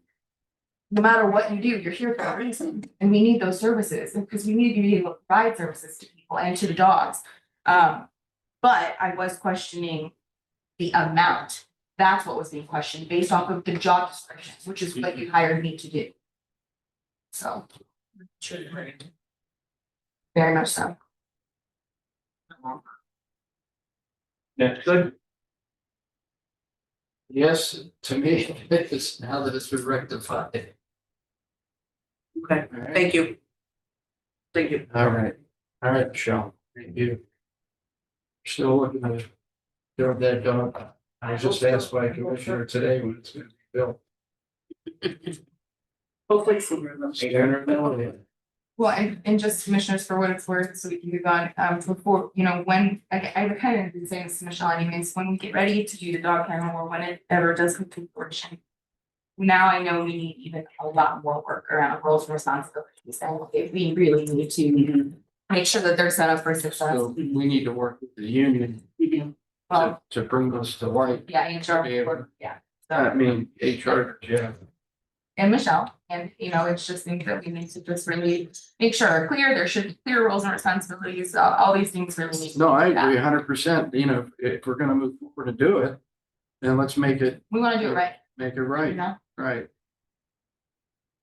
Okay. For sure. Okay, thank you. Have a Michelle. good day. Too.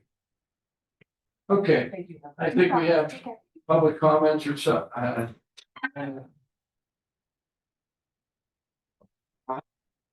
Make a public comment now. So we keep referring this issue of their funding, current funding, that brought Warren Township about the dam. Let's just separate the dam, because the real issue with their funding is it's not about the dam. It's about their refusal to meet with commissioners and trustees and Ohio EPA and the governor's office. It's about how they're representing the people of the county. It's not about the dam for their funding. It's about the rogueness of that whole board. It's about their irresponsible actions. So why do we always have to come back to, well, it's the problem with the board is the Leavittsburg Dam. The problem with the board is those things I just said. We're sitting here looking at a budget crisis, and we've got responsible people in this community that work hard for us. Mr. Danzo, and we're trying to figure out how we're gonna fund him. We threw them $65,000 at the beginning of the year because the Frisbee club was complaining they couldn't have their competition. They're talking about closing parks. Those things are open. They don't have concession stands at them. They don't have anybody even there. It's for us to go and enjoy. We're being held hostage by them to take our money when they have no plan for anything they do. They come back to the commissioners when the bike trail needs repaired. They come back to the commissioners for everything. This thing, if they want to use the Leavittsburg Dam as an excuse that we can't hold that dam against them for giving the funding, don't hold the dam against them. Hold them their irresponsible actions about it. And you guys continue. I see more and more that public participation is not part of what's going on. You've taken away the phone call-in thing on the regular meetings. There's people in this county that have to go to Cleveland to work, that have to take time off to come to those meetings. Why was our concerns not important anymore?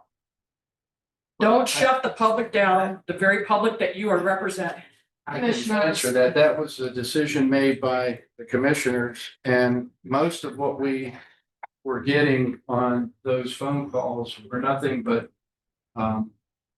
just ongoing complaints about different things that just didn't make any sense to do it. And they could call us personally, they could call our secretary. I make every phone call back to anybody that calls. So, Really? I texted you last workshop 3 times. I saw you look at the phone. You never even answered me. Commissioner Malloy did. I mean, I called your personal phone. But I'm doing a service here as chair of the board. I don't want to get into this. I don't want to get, yeah, do you have a question? I have a comment, commissioners. I think you've been very generous with allowing the residents of Warren Township and the trustees speak regarding these matters, and I just wanted to state that for the record. We've been very generous. Well, and I'd like to make, it was my understanding that the reason for the call-ins was because of COVID, okay? And That's I think we were the last county in the state of Ohio discontinued that. And everyone else said that no other county is doing it now. And the reason for the call-in, I wasn't here, was because of COVID though. that's the one that, and then. I mean, I guess, I think That's we what did I discuss told- it, that was a big part of it. that, Right. You know, the code was a big issue, but, And I think we are, yeah, we do I'm allow, one of three commissioners that agreed. we're accessible to the About public these more so phone than anybody. I mean, you know yourself, you've been in here several times and we always permit you to speak. And I have to take a day off work every day. Well, I'm sorry about that, but I mean, I don't know how else to. But again, the bigger issue, like I said, is giving them another $65,000. Here's to the county. Debbie, I respect your comments, but I want to get out of the name calling and just see if we can't get to the table.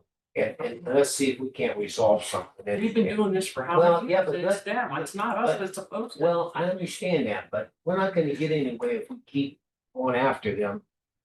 Personality, let's just see if we can't get a meeting with the EPA, get a meeting with the commissioners and get a meeting with them. And if the EPA, if what Commissioner Malloy is saying, that the EPA will forgive it, then maybe we can convince them in a meeting, and maybe we can't. But I certainly don't want to get into name calling at this point in time. It's too fragile. We're in court, they're in court, you're in court. Let's get that over with and see if we can't come to. Can you guys at least set up a meeting with the highway gate, and if they show up, they show up, if they don't, they Well, don't, but then you guys are there and you can hear for yourself instead of relying on what he's telling you. I think we have to set that meeting up when they can be there. We did it now, they can't be there now. In fact, we probably can't be there now because we're part of that lawsuit. Let's wait to see what happens and we can immediately move on it there. I mean, Commissioner Malloy, he's tried to set it up before. I'm sure he'll set it up again on very short notice, but we just have to wait to the proper time. When our attorney says, okay, and our attorney says, okay. And then if they refuse, then that's a different story, but. Well, you can still set up a meeting so you can hear with your own ears so that you know that what he said is true. We don't have to involve them. There's no action stopping that. Well, I just think. Even if you conference call with them. So that you can feel confident what's being said. I think Because that's the real travesty in the whole thing is that there's an alternative plan by putting the rock river in that doesn't jeopardize the community. It gives them exactly what they want. Funding is an issue, then what is the problem? I don't disagree with you. I do think they did cut back. They have had their executive director working 32 hours, which I appreciate. I think maybe that should be done until the end of the year and giving them the full amount they wanted at the very beginning. With that extra money they're gonna have now, the last meeting we went to, it was on the agenda to give them a raise at that time. And if we're able to maintain the services, keep the parks open with 32-hour work week, that helps out a little bit. And if they have any extra, they can use that, apply that towards next year's budget. I don't know if they'll do that, and I think they're gonna spend everything we give. Well, That'll be just. hopefully nobody does, but it is what it is. Well, Commissioner, Dawn. You're sitting patiently back there. Dawn Zinni, and I Trumbull County Reporter. I was sitting through the meeting today and having people accuse some of the commissioners of not getting funded because they don't like that. I'm gonna be coming to you guys and asking you guys for more money because I'm short on payroll at least $150,000. So I hope I'm one of your favorites. Playing favorites, and I've done all kinds of things. I have 2 full-time positions that I did not fill. I have a girl retiring and I'm trying to bring in seasonal employees, but the union is not happy about that, which would only cost the county $20,000 a year versus 50 or 55 with a full-time and eventually fill that position. But I'm doing everything I can. I have a new chief deputy that is not making as much as the old chief deputy was making, doing everything that I can to help out. So that being said, I'm hearing from me as soon as I figure out what it is I need. Well, Don, we're kind of used to this late. So. But see, that's so nice. You smile, that's nice. Yeah, you smile. That helps. I lay everybody off. I promise. Well, now, we don't want to hear that, but. Yeah. we will look at all these departments here as we, as we You know, get with our budget commission to find out exactly where we're at. just the month of May, we brought in $50,000 more this May than we did last May. And you guys know that I've done other things to bring money in, which is bringing in an additional 10,000 a month. So, I'm doing what I can. Keep up the good work, Thank you. and it's nice to see you smile, Yeah, thank you. because there was a time where I didn't see you smile. They're smiling today, but I'm not. Good. And All right. and Sarah's been helping me out a lot. Anytime. And thank you so much for your portion of the cards. I appreciate that. Thank you, John. Please, just a quick comment. My mother was widowed when she was very young. I was 6.5 when my father died. She lived through the Depression. And when we'd go to the store, Rollins, they were the best meat market at the time. She'd look through her tiny little change purse and I'd say, "Can we get some Ritz crackers, Mom?" And I don't know if she did it for effect or if she was really wiping a tear away. And she'd look in there and she'd pay all the essential things. We never went hungry. We were poor, but we never went hungry. And she'd just look and say, "Maybe next time we'll get the Ritz crackers." In my opinion, budgeting, if Metroparks could have heard the angst over the 300,000 for the prosecutors, the defender's office, I think they would be ashamed to come in here asking for money, because that's the Ritz crackers in your budget. The people who enjoy the parks, why can't they open concession stands or get somebody, volunteers, like Dave Schaefer used to volunteer to cut the grass at Canoe City. Open Canoe City up for us so we can get in there and take care of it ourselves. That's a question that one of my friends who could not be here today wanted to ask. What is happening to Canoe City? It's just getting overgrown now. Let us get in there. Talk to, I don't understand why a park, dam issue aside, got involved with waterways. It's a park for like throwing frisbees and bicycles. So that's all I have to say. In my opinion, having known how to budget and get through hard times, that's the Ritz cracker in your budget. Thank you for your time. Thank you. Well, I guess one thing, commissioners, I'm gonna say, it's not easy being a commissioner, and sometimes you're gonna make enemies, sometimes you're gonna upset people. They have done a pretty damn good job of doing it, but when you're fighting for taxpayer dollars, there's only so much money there. I agree. We've heard it from everybody, and I worry, that was Mazzini, that we've heard from 3 or 4 today. There's 6 or 7 more out there that are thinking the same thing now. 4 more right there, and that are gonna come here and say, "Hey, I need more money too." Hey, since you're entertaining it, so we really, I think, need to have this meeting. Yeah, I agree. A mid-year review. We need to have the budget commission sit in with us, and I'm talking, I want the auditor here, I want the prosecutor here, and I want Mr. Lamacusa here. They should be. That sit on the budget commission and answer our questions. We could see their charts, their graphs.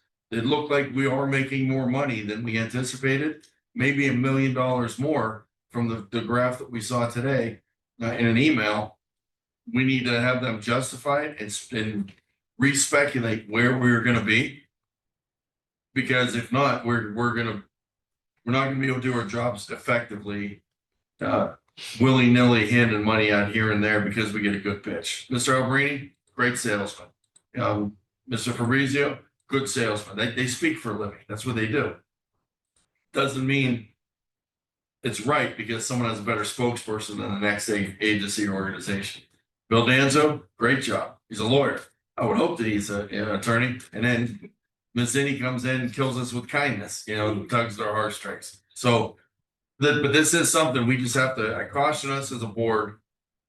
We get paid to make the tough decisions, and believe me, we're getting paid to make enemies every day. But if you're doing your job the right way, you're not swimming if you're not making ripples. And we're making ripples doing what we got to do. It's nothing personal. I got nothing personal against the board, any of the boards. I got nothing personal against any department head. Other than, unfortunately, I'm the elected position that people say, go be fiscally responsible with my tax dollars. If I got to work hard to earn it, then you better damn well work hard to make sure you don't waste it when you spend it. That's my opinion. Well, I don't disagree with you one bit, Commissioner, but you know, when we look at these different departments that we're funding, we understand the necessity of them. And if we have to find money now, and I agree with you 100%, we do have to have that midterm budget committee meeting. And we do need the auditor here. We do need the prosecutor's office here. We need all involved in that budget commission so that us as commissioners know where we're at half the time. And when we did the original budget, I mean, it was shown to us, but you know, it wasn't until the prosecutor's office came and said, you know, you can take a portion of that rainy day money, you know, because the auditor was cautioning us, oh no, you don't want to touch that, you can't touch. So I believe that with our due diligence that we could find a way, we can make it happen, and we can work with all these departments. But again, and I understand that you're talking about crumbs, and I respect what you're saying. However, those crumbs are not only Warren Township, they're all the other townships, villages, and cities that are involved. You know, we came to the table with you, Ms. Roth. We came to the table. I got to tell you, I personally, before we went into executive session, was not going to be on board with that lawsuit for that appeal. You already had an appeal. Commissioner Malloy had mentioned at the very least a letter of support. Okay, but these are taxpayers' dollars that we continue to spend.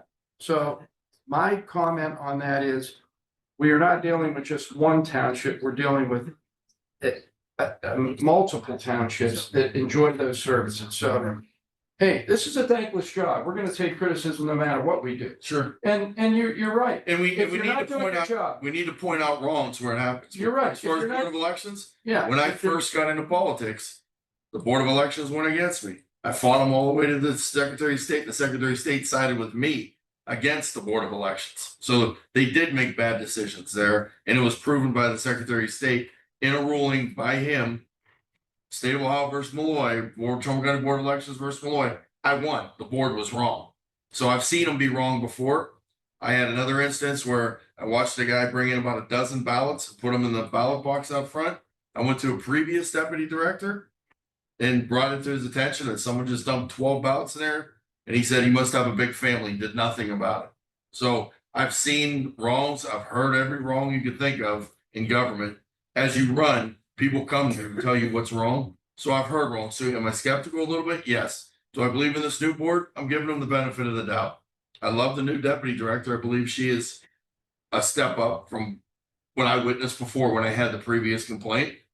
But the jury's still out on that, and they've got to prove their worth of it, that they're doing the right thing. So I think we need to be skeptical of every department until they show that they are being fiscally responsible and they are following guidelines and rules and policies and procedures. You know, that's our job, is to be a watchdog. It's our job to be a hawk when it comes to this type of stuff, and to point out wrongs when we see it.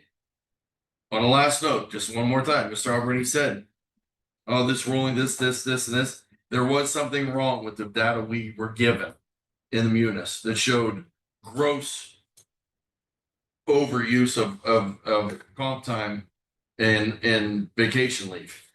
It was corrected. It was wrong in the system, but the data we had, someone had to point it out. If I wouldn't have pointed it out, it would have never been fixed.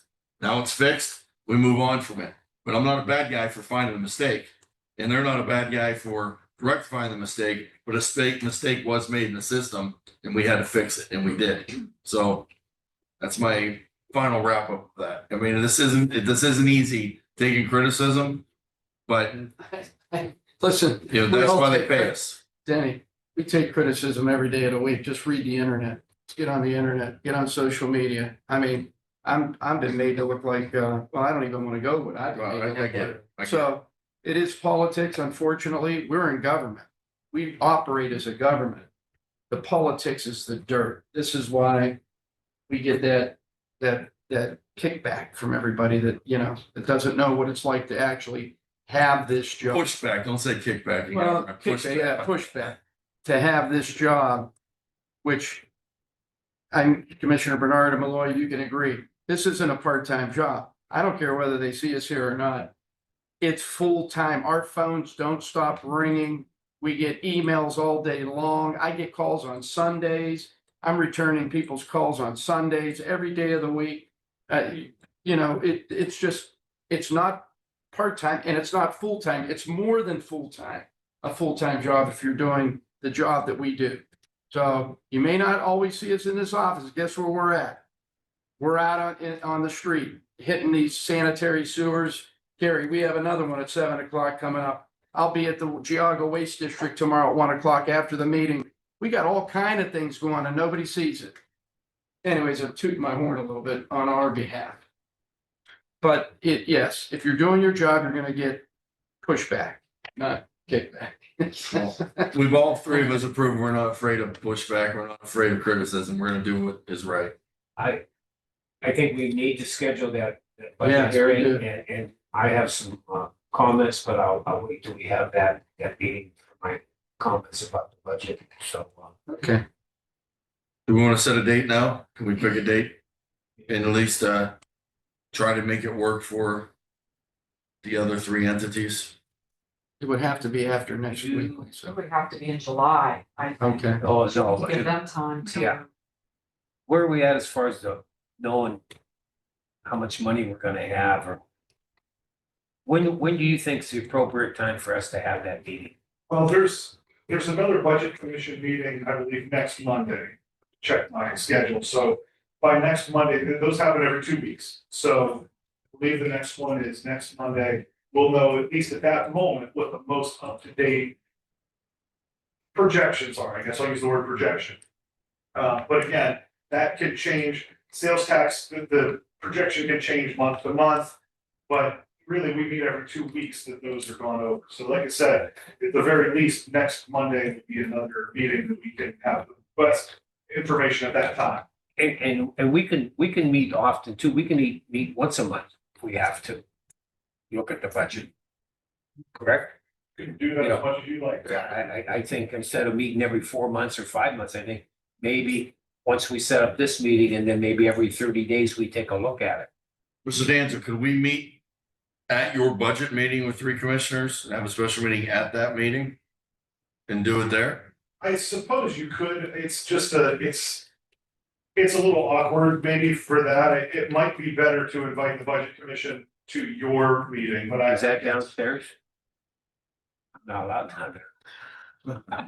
Yes, you are. You're the commissioner. I don't know, my phone number was blocked last time I I called. was told to leave. Well, you're the commissioner. You own the building. Well, I so know, you're but allowed I- to be there. If you don't want me there, I leave. So we'll have it in this meeting, in this room. I think it would be easier to have you guys set up the meeting and invite. Yeah, others. because we're gonna run the meeting, not them. Yeah. Yeah, so we'll hold it here. So anytime after, Can we do it next Tuesday? I don't know if that's gonna give everybody time. Well, the problem is I won't be available. You're leaving for, The following week. oh, next Tuesday, right? You don't think that's enough time, Lisa? Were you inviting department heads or anything, or is it just strictly? no, this is just to Yourself, find out so- how much money we got, right? Okay. Yeah, it can't be department. Do it we at the won't end know of the until- workshop or a special meeting? I think we need to do it as a special meeting with the treasurer, the auditor, and the prosecutor. Which consists of the budget commission. At what time? Whatever, 1 o'clock? Fox fine. Next Tuesday. And we'll send the invite out now if they can't make it for some reason.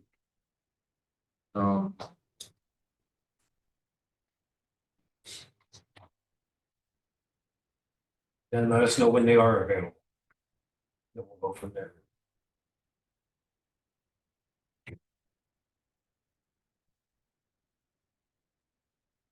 We can't do Wednesday because we have a course of training in this room in the afternoon.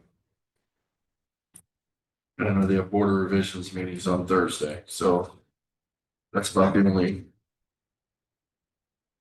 So we're saying next Tuesday at 1.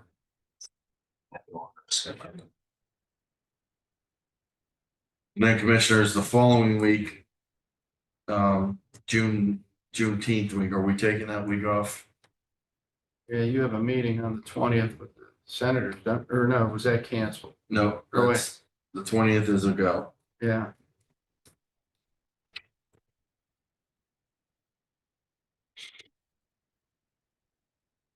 I mean, we could just backlog it like we did before. What days are we off? Monday? So we're off Thursday. We're off. Yeah, but I'm out of town. I'm gone that week. June. Pardon me? I think you're both out of town. Yeah. Correct, so we don't have a quorum. Yeah. So that week is out. Now the following week, we move the Your meetings point. on the I can get a 27th. lot done. We all. We all can go. Okay, go. And then the following week, we move the meetings to the 27th, Friday. Remember? Correct. And the workshop's still on Tuesday. Correct. Right. So. We could get solid dates, right? Mr. Chairman, I make a move. Well, we have somebody that, I said, hold on, I won't talk. I got a lot I could say, but I'll keep it short. 2 topics. It was brought up about Give your name, please. Sean Shook, Trumbull County resident. It was brought up about calling in on the phones. Granted, that may have started because of COVID. There's nothing that said it couldn't keep going on. And I brought this up in the past about why, if you guys were gonna cut it, and what that would do to people. There are people who work that can't make it. There are lots of people with disabilities who can't make it to the meetings. And I said that to you before, and you just didn't care. If you're gonna keep these meetings at a difficult time, because I said, well, maybe you should move the meetings then. Move the meetings to 5, 6 o'clock in the evening, when more people can attend. And again, nothing, crickets. That's why they're on video now. Huh? That's why they're video, so that everybody But can. people can't communicate, they can't interact. You can't interact. See what I'm saying? You can't during the meeting either. You have to wait till the end. So, I mean, I don't. That was something else I brought up too in previous meetings about moving comments before executive sessions. Brought that up numerous times. Nobody wanted to hear it. But when Newbrough there brought it up, now all of a sudden you guys were open to doing that. I said that many times. Why not have the comments before the executive session? So people don't have to sit here for 3 Well, hours. we did shoot it down. He brought it up and we said no for various reasons. We don't think that's right. Because Because you went and did. we did that not. last meeting. We did not. Mr. Shook. That was, And if I could let you know, public comment is done as a courtesy. We don't even have to have public comment. I know, you've been doing everything you can to try to shut No, people's we don't first have amendment to. rights down since you. Hey, it's I part know, I get it. It's part of, you know, public I comment get it. is given as a courtesy, and this board. As soon as I As a walked in courtesy. here this morning, you asked Denny about not even having public comments today. I heard you. Who? Right there, you talked to Denny in the beginning of the meeting about not having public comments today. Did he not, Denny? I said I disagreed and we, He tried to stop it so people couldn't comment today. This is not, a not so much workshop public session. comment. People I'm not on the talking agenda. about specific. Oh, that's on the agenda, not That's on the what you agenda. did. Yeah. You can't deny it. You were gonna make it so nobody could talk today. Because you seen who was in the room. The commissioners have discussed, well, we have discussed along with our clerk that these meetings are meant for department heads. It's the workshop. And And that's As a fine. If you wanna courtesy, change we're it, if you wanna change it so there's no public comments, that's fine. But put it on the sign-in sheet. Announce it in the paper. I Make agree. it clear to people before they come here. we are discussing that. Yes, you're correct. There, we are discussing that. Now, I'd like to shift to the dam. I didn't want to talk about the dam, but it was brought up. Somebody had said, how come we're connecting the Leavittsburg Dam to the funding of the board, Metroparks? It's being done because it's been done. Danny threatened the board that if they didn't cooperate, he wasn't going to give them their budget. That's on public, I mean, it's public record. Everybody knows it's on the news. Not if they didn't cooperate to stop the dam, cooperate to meet with us and be a functioning board meeting with Still commissioners. use making them come to a meeting, you use their budget. Nothing different than what was said to us earlier. Why would we give them more money if they're a road board and they don't want to listen to the The commissioners? point is you use their budget to control them. That is extortion. I don't care what way you want to spin it, dude, it's extortion. You did it, you started it. And then Warren Township trustees sent their fiscal officer in here and did it formally and on the record. Because they, like you, didn't want the Metroparks to be able to defend themselves in court. So they came in here and asked you to cut their budget. Dude, this is all on record. There's nothing here I'm saying that's not true. Nothing at all. You know, when you cut $15 million off of a budget, You can't just say, oh, that's it, that's a wrap. You can't think that that's not gonna come back and bite you in the butt 10 times a day. Yeah, everybody's coming back looking for more money. But the Metroparks took a hell of a hit if you go by percent. They took the biggest hit. You only gave them 50% of their budget. Is there any other department in Trumbull County that only got 50% of their budget? This is. Like I said, that is the Ritz crackers, that there is an Because all the essential fact thing that they they do. wouldn't talk. And to set the record straight, people keep saying that they won't cooperate. The Metroparks did cooperate. They attended numerous meetings. I was at the meetings. And every single time they attended a meeting, they were threatened. They were harassed. Every single time they were threatened with legal action and the threat of not getting their budget. Every time. And you wonder why they don't want to come and sit down with you. I don't make it very clear. I'm not for or against the dam because I understand that there's issues either way. If you leave that dam, there's issues. If you take it out, there's issues. That dam's not going to last forever. It's over 100 years old. My problem is you can't use extortion to control somebody like that. It's a crime. It's against the law. Thank you. Okay, Mr. Shook, thank you for your comments. I think we should have a motion to adjourn this meeting. Mr. Chairman, I make a motion we adjourn. Second that, Mr. Bernard. Yes. Mr. Malloy. yes. Mr. Hernandez. Yes.